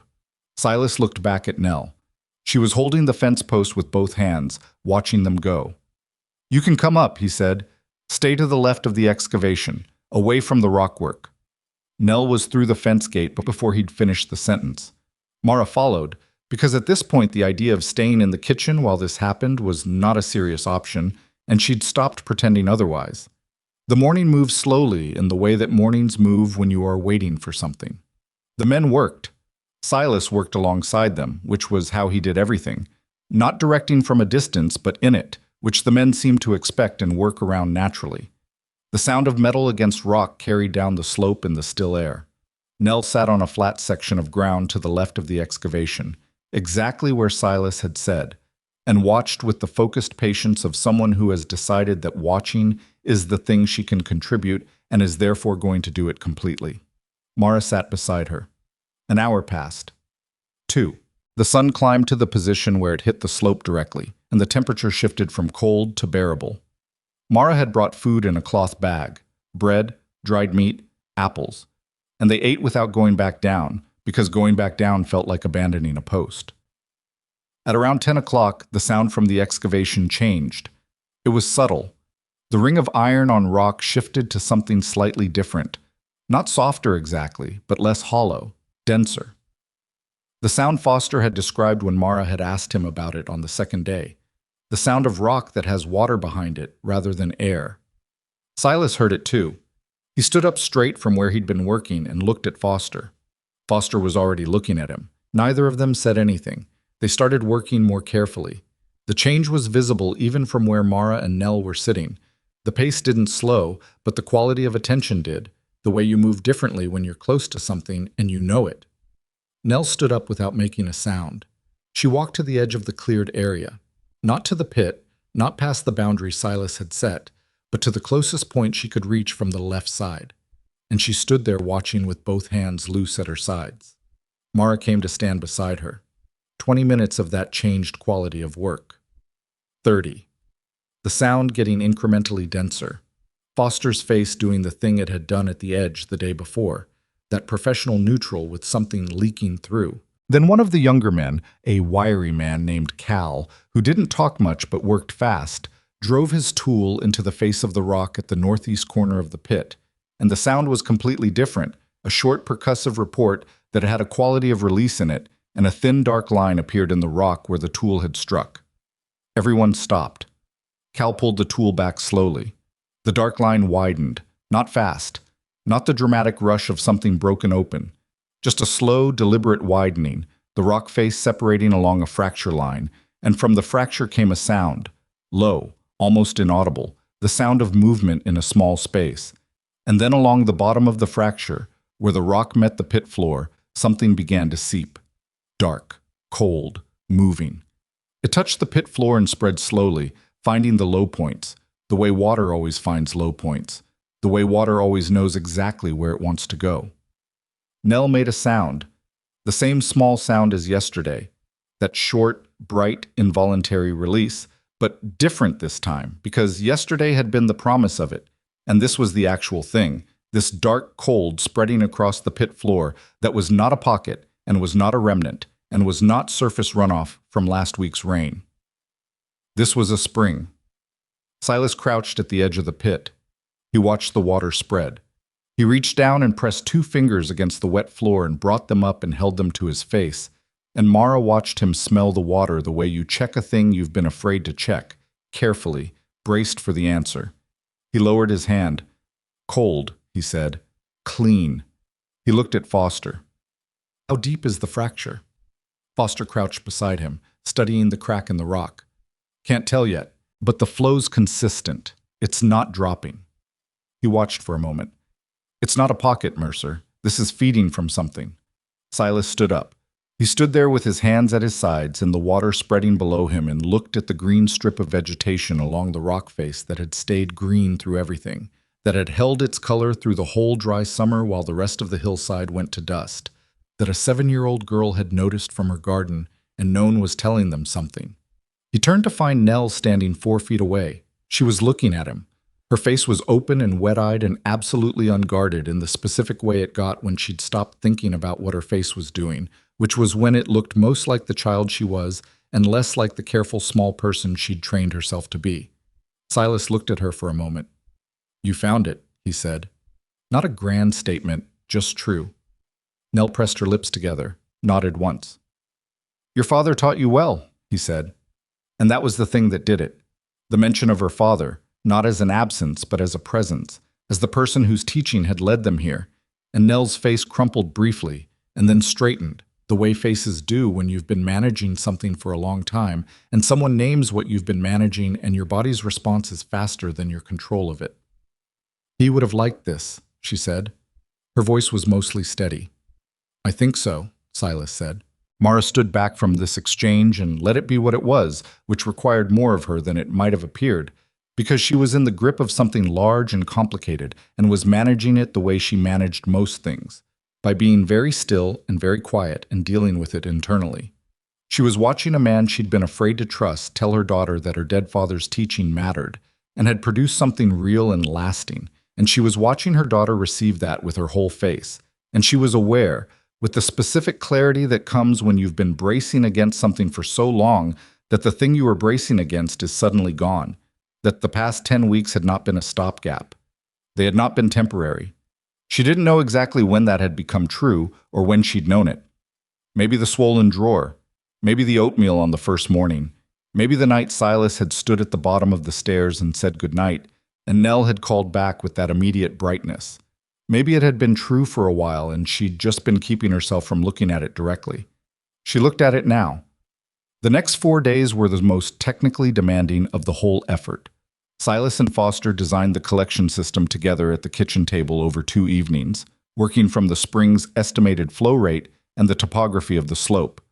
The basic structure was a collection channel cut into the rock, sealed with clay and stone, directing the spring's output into a holding cistern that Foster's crew would construct on a natural shelf lower on the slope. From the cistern, gravity would carry water through a pipe system to the main ranch area.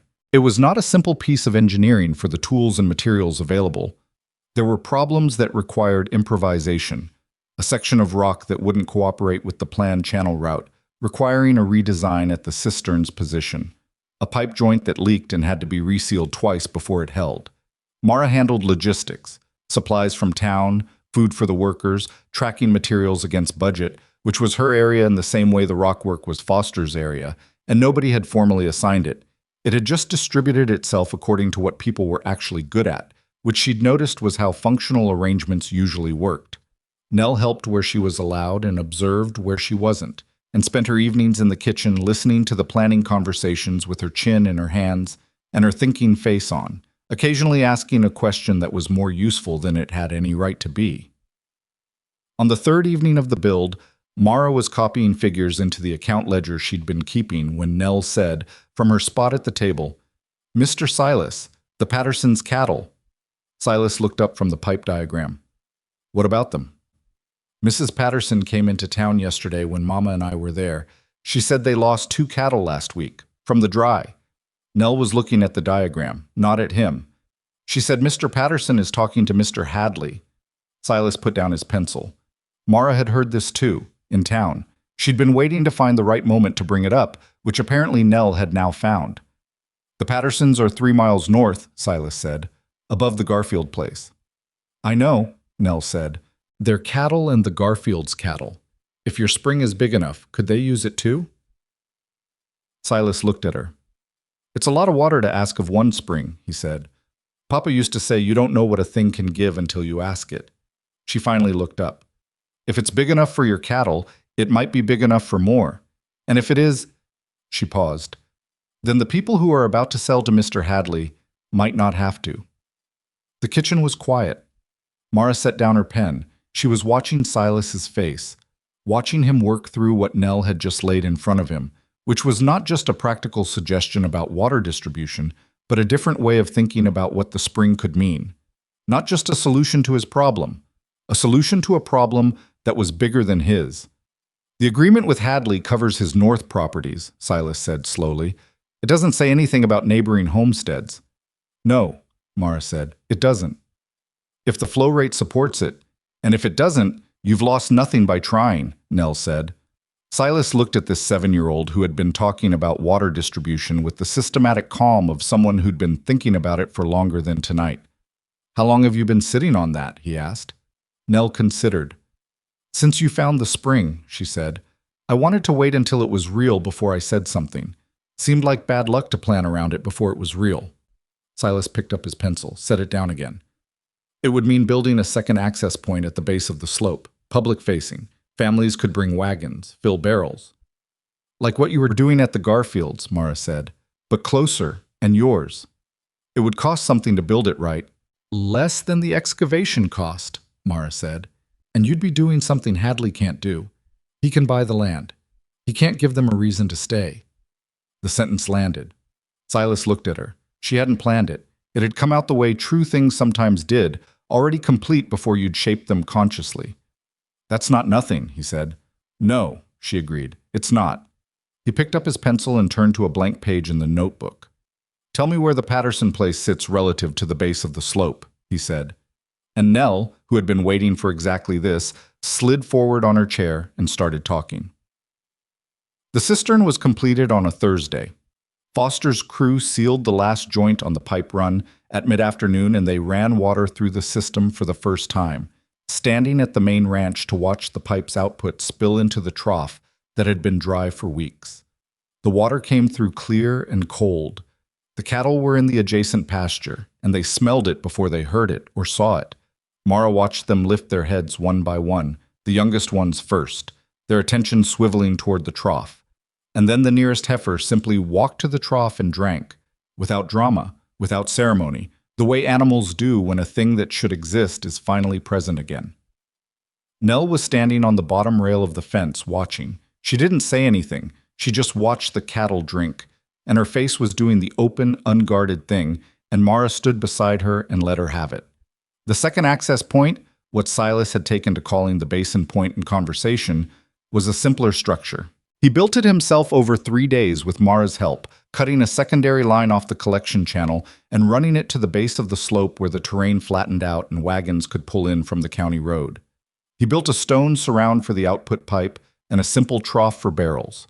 He didn't announce it. He finished it on a Sunday morning, and on Sunday afternoon Earl Garfield came by the ranch in his wagon with his hat in his hands, which was the position he'd been in when he'd told Silas he couldn't spare the water anymore, and Silas walked him down to the base of the slope and showed him the output pipe running into the trough and told him to bring his barrels on Tuesday.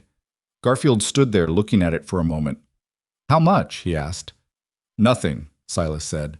Bring your own barrels. Don't waste it. That's all I'm asking. Garfield looked at the water in the trough. He was an old man who'd been farming this basin for longer than Silas had been alive, and his face was the face of someone doing the calculation of how much water he'd burned through in the past weeks, and how much of the margin he had left, and what this meant.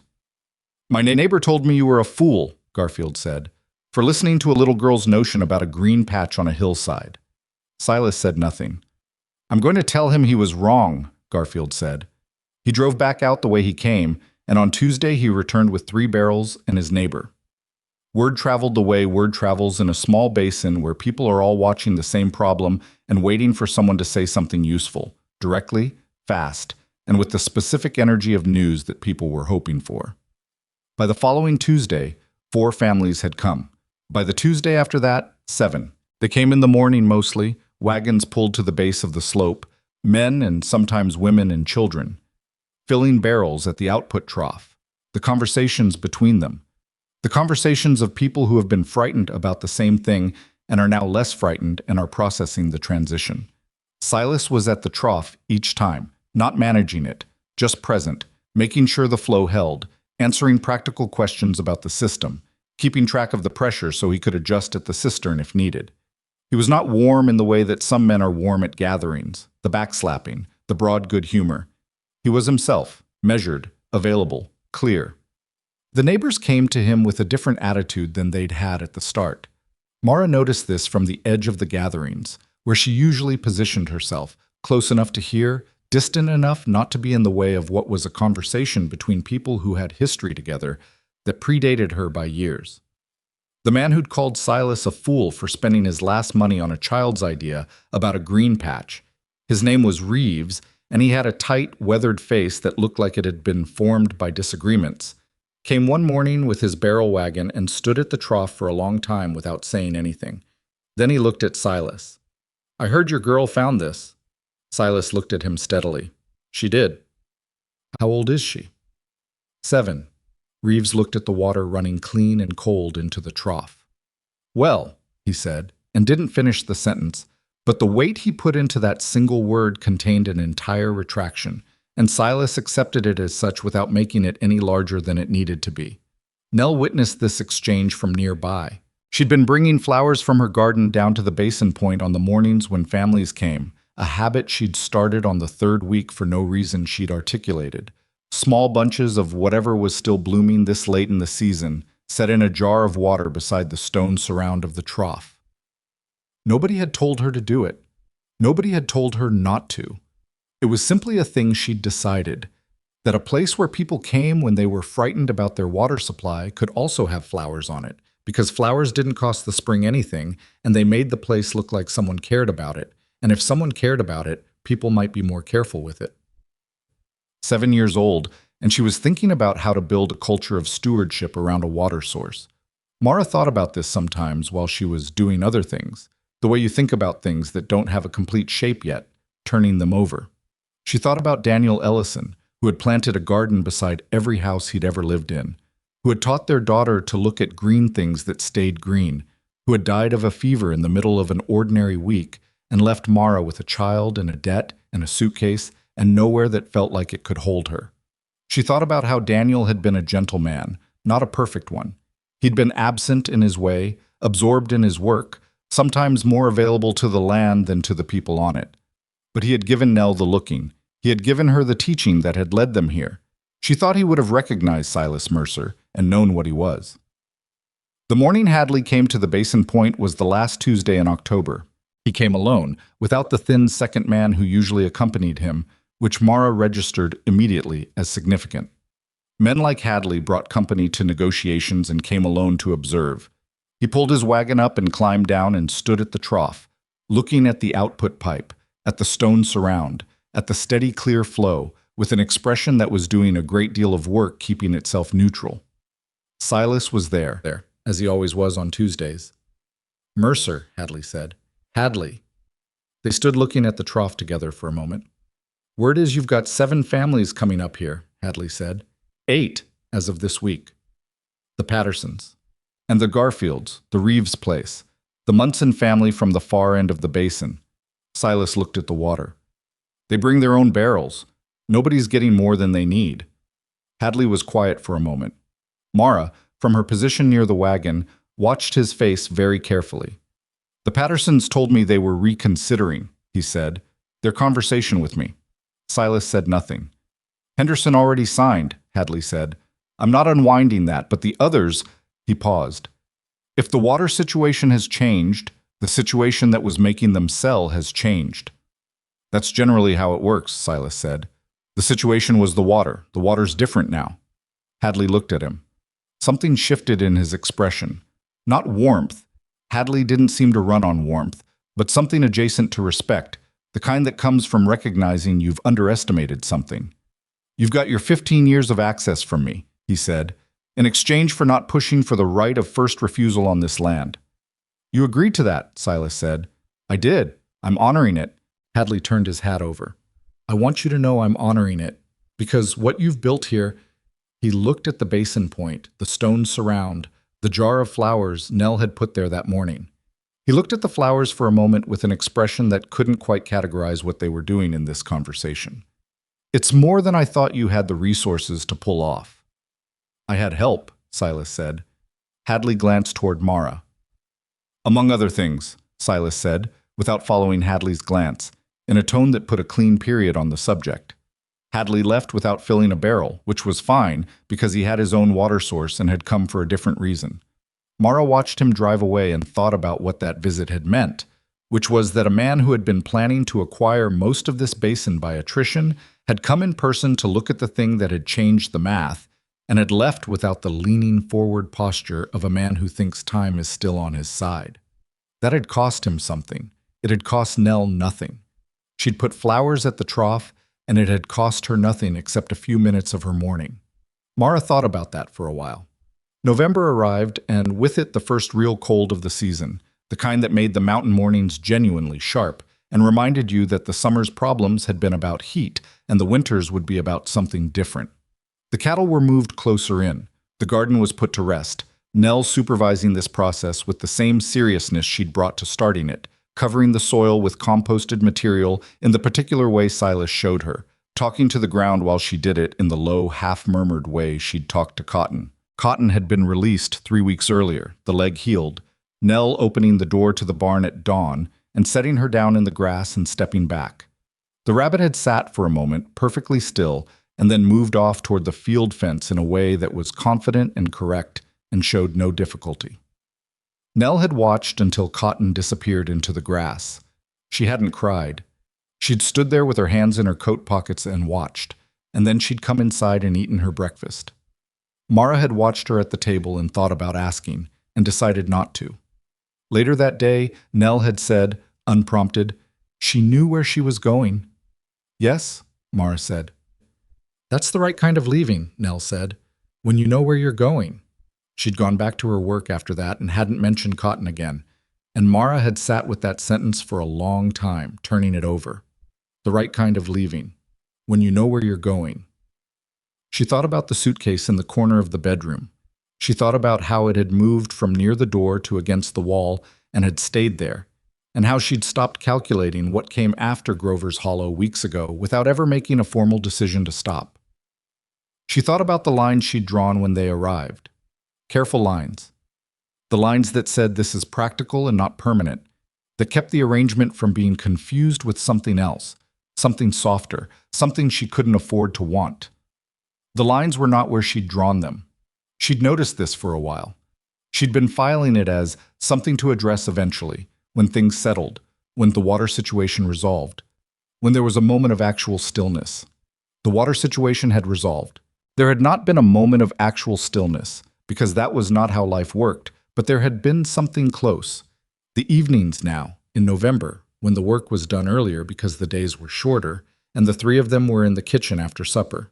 Nell with a book or a project, Silas with his notebook or his pipe, Mara with her mending or her ledger. The evenings were quiet in the way that places are quiet when they are occupied by people who are comfortable being in the same room without performing comfort. That was the kind of quiet that didn't happen by accident. It happened because of something. She was thinking about this on a Thursday evening in mid-November, when Silas set down his notebook and looked at her directly. Not the glancing assessment he did when he was checking on a situation, but directly, with the focused quality of someone who has been working up to a thing. Mara. She looked up from the ledger. He didn't speak immediately. He turned his coffee cup once. I need to tell you something, he said, and I want to say it straight because I'm not good at saying things sideways. Nell's eyes were up from her book. Mara shot her a look. Nell's eyes went back down, though the quality of her stillness changed to the very attentive kind. All right, Mara said. Silas looked at the table, then at her. When I found you on that trail, you and Nell, I was not in a situation where I was looking for anything. I want to be clear about that. He paused. I was not trying to create something when I offered the barn. I had no plan. He stopped. Tried again. I couldn't watch a child fall down in the dark and drive back to an empty house. I know, Mara said. What's happened since? Another stop. I was not a man who had trouble speaking in general, but this particular kind of speaking was clearly costing him, and she watched him work through it with the patience she'd learned to give him. I didn't plan for it. It wasn't a strategy. But I'm not going to pretend I don't notice what this house is like now compared to what it was. What I am like. He met her eyes. I'm not going to pretend that. The kitchen was very quiet. Nell's book was completely still. Mara looked at this man across the table, this careful, contained, hardworking, fundamentally decent man who had handed her daughter a bucket and let her figure out the chickens, who had stood in a doctor's hallway and said, "It's not something you have to do alone if you don't have to," who had spent his remaining money on a 7-year-old's instinct about a green patch on a hillside and been right to do it. And she felt the thing she'd been feeling for months without looking at it directly. "I'm not pretending either," she said. He was quiet. "I don't know what this is yet," she said carefully. "I don't know what to call it or where it goes. I've been here before, in the business of building something. And I know it's not simple and it doesn't always work, and I'm not someone who needs it to be simple." She looked at her hands on the ledger. "But I've stopped wanting to leave. I want you to know that I see the difference." Silas was quiet for a moment that was not uncomfortable. "That's enough," he said. "For now, that's enough." From behind her book, Nell released a breath so carefully controlled that Mara almost didn't hear it. "Nell," Mara said. "I'm reading," Nell said. "You haven't turned a page in 4 minutes." A pause. "It's a very interesting page." Silas looked at the table. His shoulders moved once in something that might, from the right angle, have been a laugh. Mara pressed her lips together. "Go to bed," she told her daughter. Nell set down her book with the dignified resignation of someone who has achieved her objective and has no further stake in the proceedings. She stood up, tucked the book under her arm, and walked to the foot of the stairs. She paused. "Mr. Silas," she said. He looked at her. "My papa used to say that a person who holds on to what matters and lets go of what doesn't." She seemed to be recalling the exact words, her face going slightly inward. "He said that's the only kind of person who gets to keep things." She looked at him with those steady old young eyes. "I think you're that kind of person." She went upstairs. The footsteps crossed the floor above their heads, moved to the small room, went quiet. Silas sat at the table looking at where she'd been standing. "Where did she come from?" he said. Not a question. "I've been asking that for years," Mara said. He turned his coffee cup one more time. "She's right, though. She usually is." He picked up his notebook. She picked up her ledger. The stove ticked in the corner and the wind moved around the outside of the house and upstairs. Nell Ellison settled into the bed in the small room and looked at the ceiling in the dark and thought about green things that stayed green and rabbits that knew where they were going, and the particular quality of a house that is quiet, not because it is empty, but because the people in it are at rest. She thought, this is the right kind of staying. And she was asleep before she finished deciding whether she'd say that out loud in the morning. Winter came to the mountain basin the way it always did. Not gradually, not with any particular warning, but in a single overnight shift that changed the quality of everything. One morning the ground was hard but bare, and the next there was frost on the fence rails and the water in the outside trough had a skim of ice on it that Nell broke with her boot heel before Silas got there, because she was up first and she considered this part of her job now. Nobody had assigned it to her. That wasn't how things worked here. Things got assigned by proximity and attention, and Nell had both in abundance. The ranch looked different in winter, smaller in some ways, the world drawn in closer by the cold, the distances between the barn and the house and the slope feeling shorter because you moved between them faster and didn't linger, but also more deliberate. Every action in the cold required deciding to do it, which meant the things that still happened every day, the feeding, the checking, the water, the fire, had a quality of intention that the easier seasons didn't require. Nell liked this about winter. She'd told Mara so, unprompted, on a morning in December when they were bringing wood in from the stack. "It makes everything feel more on purpose," she said. Mara had looked at her daughter over the armful of wood. "That's an interesting way to think about it." Papa used to say winter was when you found out what you actually wanted to keep, Nell said, because keeping things costs more. She went inside with her wood, and Mara stood at the woodpile for a moment in the cold, turning that over. She turned a lot of things over these days, not anxiously. That was the difference she noticed in herself, the one that had crept up without announcement. The turning over was not the anxious calculation of someone trying to survive the next thing. It was the quieter, more patient kind of thinking that happens when you are not in motion all the time, when you have, as Nell had identified, decided what you want to keep. The suitcase was in the attic. She had put it there in early December, on a morning when she'd opened the bedroom door and seen it against the wall, and thought, with sudden clarity, that belongs in storage, not in a room where people live. She'd carried it up herself and put it on the shelf, and come back down and made breakfast and not said anything about it to anyone. That evening, Silas had come in from the late check, hung his coat, sat down at the table, and looked at her with a quality of attention that was different from usual. "The corner of your room looks different," he said. She poured his coffee. "Does it?" That was all. Neither of them made it anything larger. But she'd felt it, the way you feel when a thing you've been holding down finds its level and settles, and the effort of holding it stops being necessary. January arrived with 2 weeks of snowfall that closed the county road for 4 days and kept everyone on their respective properties, which in practical terms meant that the Basin Point was inaccessible by wagon, and the families who'd been coming on Tuesdays worked from their stored supplies and waited it out. The spring, through all of it, continued to flow. This was not something Silas had taken for granted. He'd been up to the cistern twice in the worst of the snow, checking that the collection channel wasn't blocked by ice, that the flow rate held. Both times it had. The spring ran cold enough that the pipe didn't freeze. The water temperature was consistent, which was the sign of something deep and steady rather than a surface source that would vary with weather. He reported this at the kitchen table after the second check with the same flat accuracy he brought to everything, and Mara understood what it meant practically. And Nell, who had been doing a drawing at the other end of the table, looked up and said good, with the satisfaction of someone receiving confirmation of something they'd expected. "You're not surprised," Silas said to her. "It didn't freeze in summer," Nell said, returning to her drawing, "when everything else was dry. Why would it freeze in winter?" Silas looked at Mara. Mara looked at her coffee. "She's been like this since she could talk," she said. The snow cleared in the third week of January, and the first Tuesday after the road opened, every family who'd been coming before the snow came again, plus 2 who hadn't come before. A young couple from the far south end of the basin who'd heard about the access point and come to see if it was what they'd been told. They arrived uncertain, as people do when they're arriving somewhere they don't have a prior claim to, and Silas met them at the edge of the property line and walked them down to the trough himself, and that was the end of the uncertainty. Nell was there with flowers, because she'd been growing things inside all winter. Seedlings in the kitchen window, herbs in small clay pots, the determined indoor project of a girl who was not willing to accept a gardening hiatus just because the ground was frozen.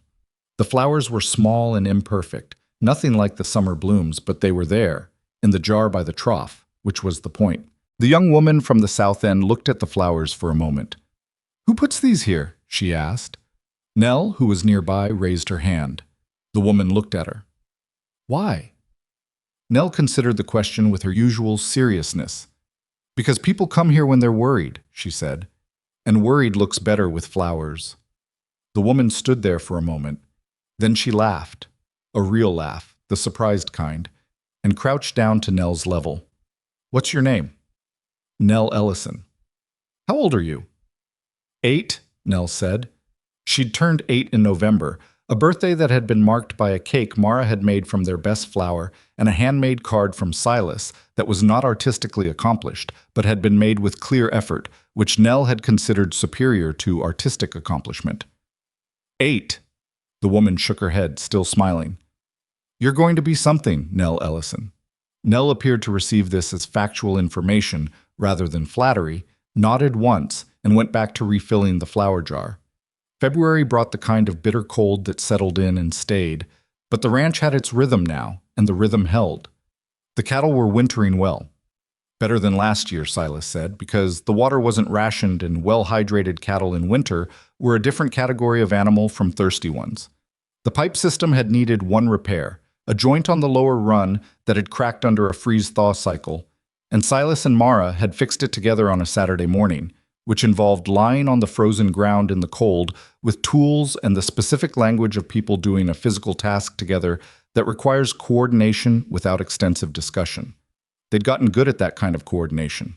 It had grown up the way coordination does, not by design but by repetition, each instance calibrating the next, until they moved around the ranch's practical demands with the efficiency of people who'd been doing it together for years rather than months. It wasn't seamless. There were mornings when Silas was the version of himself that didn't speak much, and the silence had edges, and Mara had learned to give that space rather than fill it.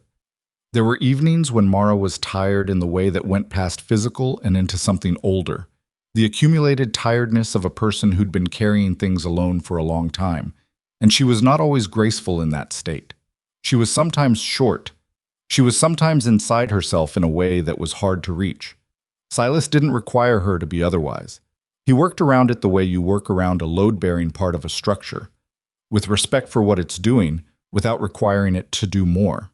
This was not a small thing. She knew it was not a small thing. Nell's 8th birthday had prompted a conversation that Mara had been aware was coming for a while, the way you're aware of weather before it arrives. It happened on a Sunday in late February, a still afternoon with the cold outside and the stove making the kitchen warm, and Nell was at the table with her seed catalog. She'd been given one by the woman at the general store and had been treating it with the focus of a scholar with a primary source. And Silas was working on the account ledger, and Mara was sitting with nothing in her hands, which was rare enough that both of them noticed. "I need to talk to you both," she said. Nell looked up immediately. Silas set down his pen. "I've been thinking about what we are," Mara said. She'd chosen the words in advance, which was unusual for her. "The three of us. What this is." Nobody filled the silence. "I know what it feels like from the inside," she continued. "It feels like—" She looked at the table. "It feels like home. It feels like the thing I was trying to build with Daniel, except that thing never got finished. And this one—" She stopped. "This one is standing up." Silas was very still.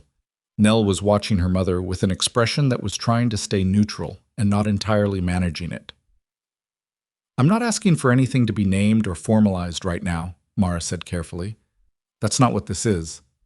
But I want to say out loud that I intend to stay. Not because I have nowhere to go, not because it's practical." She looked at Silas. "Because this is where I want to be.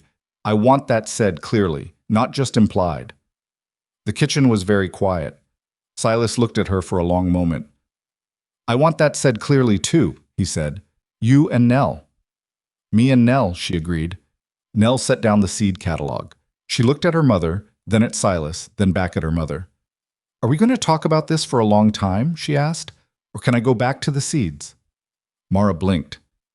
"I've been waiting for you to figure this out since October," Nell said, with the patience of someone who has watched two adults walk slowly toward an obvious conclusion and has been too polite to point at it.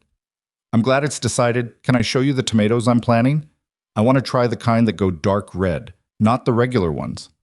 Silas made the sound that was his version of a laugh. A short exhale through his nose, his shoulders moving. Mara pressed her fingers over her mouth. "Show me the tomatoes," she said. Spring came incrementally, the way spring comes in the mountains. Not in a single thaw, but in a sequence of small thaws and refreezings, a negotiation between seasons that the mountains seemed to conduct on their own terms without consulting what the calendar suggested. But by March, the signs were reliable, the light lasting longer, the south-facing slopes losing their snow first, the particular mud that arrived when frozen ground started releasing what it had been holding. Nell watched for the mud the way she watched for most things, carefully, from the garden patch that was still dormant but present, the soil she'd put to bed in November waiting under its composted cover for the signal that said now. She was out there the morning the ground first gave, crouching with 2 fingers in the soil the way she'd pressed 2 fingers against the spring moisture the day they found it, feeling the temperature differential between the surface and an inch down. Silas found her there at 6 in the morning on a Tuesday, crouched over the garden in her coat and her good boots, which were going to be muddy. "Well?" he said. She looked up. Her face was doing the thinking thing, the careful assessment. "Weak," she said. "Maybe less. It's ready underneath. The top just needs the temperature. You sure? She gave him the look she gave people when they asked her if she was sure about things she'd checked thoroughly. Right, he said. Week or less. She was right by 4 days. The ground opened on a Saturday, and Nell was in the garden by 8 o'clock with her tools and her serious face. And Silas was at the fence watching her in the way he watched her do things, without interfering, without helping unless asked, with a quality of attention that had no agenda in it, except simple appreciation for someone doing what they were built to do. Mara came out with coffee and handed him a cup and stood beside him at the fence. She's going to put in twice as much as last year, Mara said. I know, she told me. She wants a section for cut flowers, a section for kitchen vegetables, and she wants to try the expanded bed against the south wall. That's almost the whole south side of the property. I know that too. He drank his coffee. I told her she could have it. Mara looked at him. You gave her the whole south side. She's got plans for it. He watched Nell crouch over a row, measuring something with her hands the way she always did. She told me the flowers were for the basin point in summer, when the families come. She wants more variety. Mara thought about the woman from the south end of the basin, crouching down to Nell's eye level and saying, "You're going to be something." She thought about Nell receiving this as information rather than compliment. She thought about an 8-year-old girl who had decided that a water access point should have flowers because worried looks better with flowers, and was now planning the next season's garden with that function built in, the same way you'd build a practical structure to serve a practical need. She gets it from Daniel, Mara said, the growing things. He always thought about what a place needed and then tried to provide it. She gets some of it from you, Silas said. Mara looked at him. The part where she doesn't give up on things, he said. That's not Daniel. That's you. I didn't know Daniel, but I know what I've seen here. She looked back at the garden. She didn't disagree. The Basin families came back in April when the road was clear, and the Tuesday arrangement resumed, and the spring was unchanged. Same flow rate, same temperature, same cold, clean output that Foster had confirmed in the fall, was genuinely deep-fed and not subject to seasonal variation. Silas had written a simple usage record that he kept at the basin point, a notebook in a waterproof case where families could note their usage, not for enforcement but for awareness, so everyone in the basin understood the resource they were sharing and how it was being drawn on. Most families used it. A few didn't, and Silas didn't press them, because the point was shared responsibility, not compliance. The Patterson brought a pie in April. Mrs. Patterson came with her husband and their barrel wagon and a covered dish, and she said it was for Nell specifically because she'd heard about the flowers and thought someone should say thank you directly. Nell accepted the pie with the dignified grace of someone who considers gratitude between neighbors a normal operating procedure. You don't have to, she told Mrs. Patterson. The flowers are just because I wanted them there. I know, Mrs. Patterson said. That's why I'm bringing the pie. Nell considered this logic and found it acceptable. The pie was apple, and it was very good, and they ate it after dinner that Tuesday with Foster and his wife, who'd been invited because Foster's work had been the thing that made all of it structurally possible, and Silas had decided that deserved acknowledgement in the form of a meal, which was how he acknowledged most things, practically, with food, without speech about it. Foster's wife asked Nell about the garden, and Nell talked about it for 20 minutes with the comprehensive detail of someone who has been waiting for an audience interested enough to receive the full version. Foster watched this and looked at Silas across the table with an expression that communicated, without a word, something like, "You've got a good one there." Silas's expression communicated back, "I know." There was an evening in May, a still, warm evening after the work was done, and the light was the particular gold of a mountain spring twilight, when Silas found Nell at the spring. She'd climbed up alone, which she was allowed to do now that the terrain was familiar, and she'd demonstrated reliable judgment about it. She was sitting on the flat rock above the cistern, not doing anything, just sitting, which was unusual for her. She was looking at the collection channel where the spring's output ran steady and clear before dropping into the cistern below. Silas sat down beside her. They sat for a while without talking, which was not unusual between them. They developed their own version of the wordless communication he had with Mara, different in character, less about coordination, more about the companionable sharing of attention toward the same thing. "Do you think it'll keep going?" Nell asked. Not anxiously, just wanting to know. The spring? He looked at the channel. Foster thinks so. The formation suggests a deep feed. Could run 100 years, he said. Could run longer. Nell nodded. Longer than us, she said. Longer than us. She thought about that. Good, she said. Then the families can keep coming, even after. He looked at her. After what? She shrugged, a small movement. After we're old. After things change. She looked at the water. Things change, but the water'll still be here. He sat with that for a moment. Your mama said your father taught you about underground water, he said. He taught me a lot of things, she said. I didn't know they mattered until they did. Most teaching is like that. She turned to look at him. Her face was in the evening light, and she looked in that light exactly her age, 8 years old, with dirty hands from the garden and a scrape on her chin she'd gotten from the fence last week, and the very old eyes that had always been part of her face. Mr. Silas, she said. He waited. You never tell me I saved the ranch. She said it without accusation, just observationally. Other people say it. Mrs. Patterson said it. Mr. Garfield said it to Mama, but you never say it to me. He thought about how to answer this. That's because I don't think it's exactly right, he said. You found the water, that's true, but finding a thing and saving something with it, there's a lot of steps in between, and a lot of people in those steps. He turned to look at the channel. Your father taught you. You noticed. I chose to listen. Your mother negotiated with Hadley. Foster built the system. He paused. The spring did the actual saving. We just found it. Nell turned this over. I think you're being modest, she said. Maybe. Or maybe I just think the full version is more interesting than the short one. She looked at the water again. Papa would have liked the full version. Tell me about him, Silas said. If you want to. She looked at him, slightly surprised. People didn't usually ask directly. They were careful around it, the way you're careful around things that might be fragile. He was tall, she said. Taller than you. He was bad at being still. He always had to be doing something with his hands. He used to fix things that weren't broken because he needed something to fix. She smiled briefly, with the specific smile of someone retrieving a thing they'd been keeping carefully.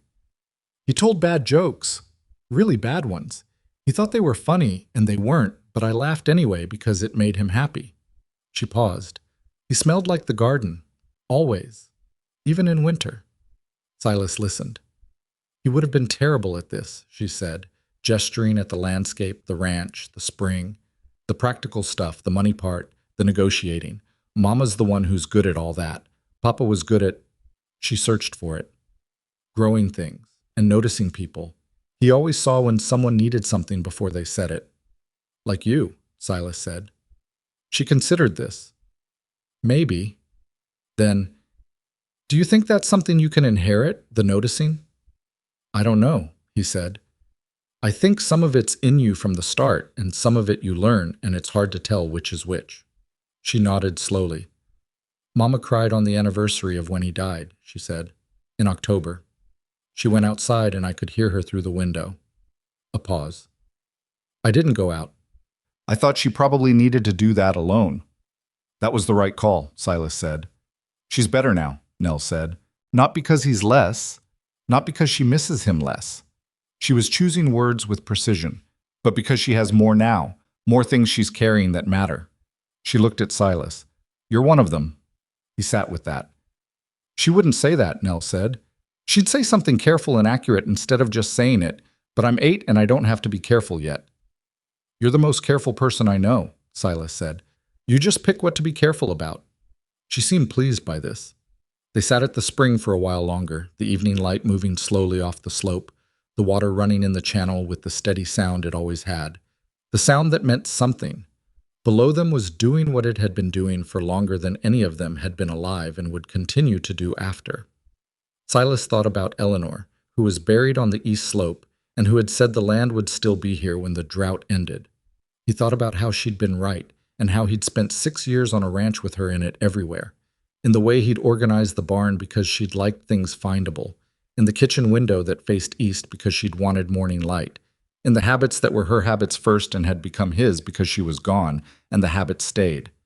He thought about how he'd expected to stay in those habits until they were the whole of him. He thought about a night on a trail, two figures in the failing light, a child who stumbled, a choice that took about 4 seconds. He was not a man given to large statements about what things meant. He left that to people better equipped for it. But sitting on the rock above the spring with this particular child beside him, in the last of the evening light, he thought, some things that look like accidents are just the way the current moves.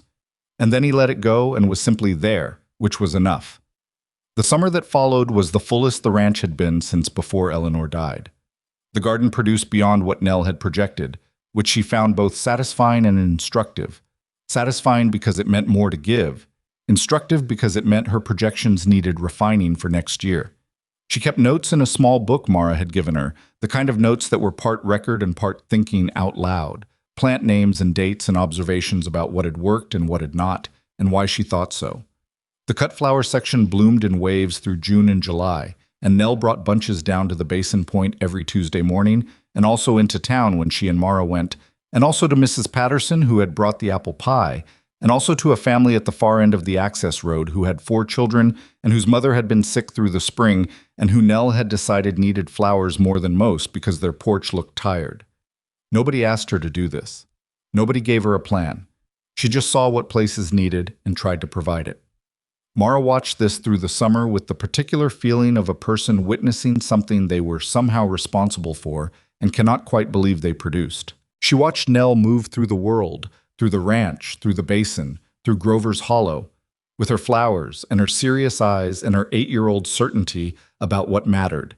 And she thought about a man on a porch in another state who had smelled like the garden and told bad jokes and taught his daughter to look at green things. She thought, Daniel, look at her. She thought, I hope wherever you are, you can see this.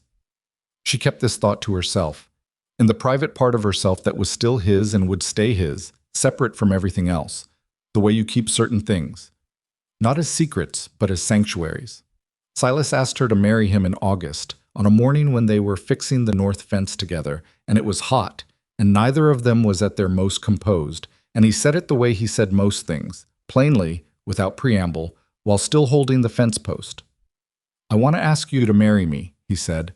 I want to ask you right, at a better moment than this, but I've been trying to find the right moment for 2 months, and I don't think I'm going to find one that's better than just saying it. Mara looked at him across the fence post. She was sweating from the work, and her hair was coming loose, and she was almost certainly not at her best, and she thought, this is the most accurate proposal imaginable. Yes, she said. He looked at her. Yes, she said again. That's my answer. He nodded once, the way he nodded when something important had been confirmed. They finished the fence. Nell's reaction, when they told her at dinner, was to put down her fork, look at both of them with an expression of profound vindication, and say, finally. Then she picked her fork back up and asked about the tomatoes she wanted to add to the east side of the garden next year. And they talked about tomatoes. And the evening was ordinary, which was the best kind of evening, and the fire was warm, and outside the spring was running, and the cattle were in, and the fence was fixed. Mara thought, that night, lying in the dark in the room where the suitcase no longer was, where it hadn't been for months, where it would not be again, about what she would say if someone asked her what had happened, how she'd explain the shape of the past year, the arc of it, from that trail in the failing light to this. She thought she would say, I stopped moving long enough to find out what was underneath. She thought she would say, it turned out the thing underneath was what I'd been trying to get to all along. I just didn't know I was looking for it. She thought she would say, a rancher handed my daughter a bucket and let her figure out the chickens, and that was the beginning of everything. She thought she probably wouldn't say any of that to anyone because she kept the true things for herself and the people she trusted, and there weren't words for most of it anyway. She breathed in the dark and listened to the house, the specific sounds of it, the way the old wood breathed in the night air, the distant sound of the cattle, the silence from Nell's room that was the silence of a child solidly asleep and not managing herself in her dreams. She listened for the spring, which you couldn't actually hear from this far away, but she knew it was there, running clean and cold and constant in the dark above the ranch, doing what it had been doing for longer than anyone could know, asking nothing, requiring nothing, simply giving what it had. That was the thing about what was underneath. It didn't need you to discover it to keep being real. It was always there. It just needed someone to stop moving long enough to look, and to be, in the looking, a little braver than afraid. The flowers bloomed all summer and into the fall. The spring did not stop running. The suitcase stayed in the attic, quiet under its dust, going nowhere, holding nothing that was needed anymore. They were already home.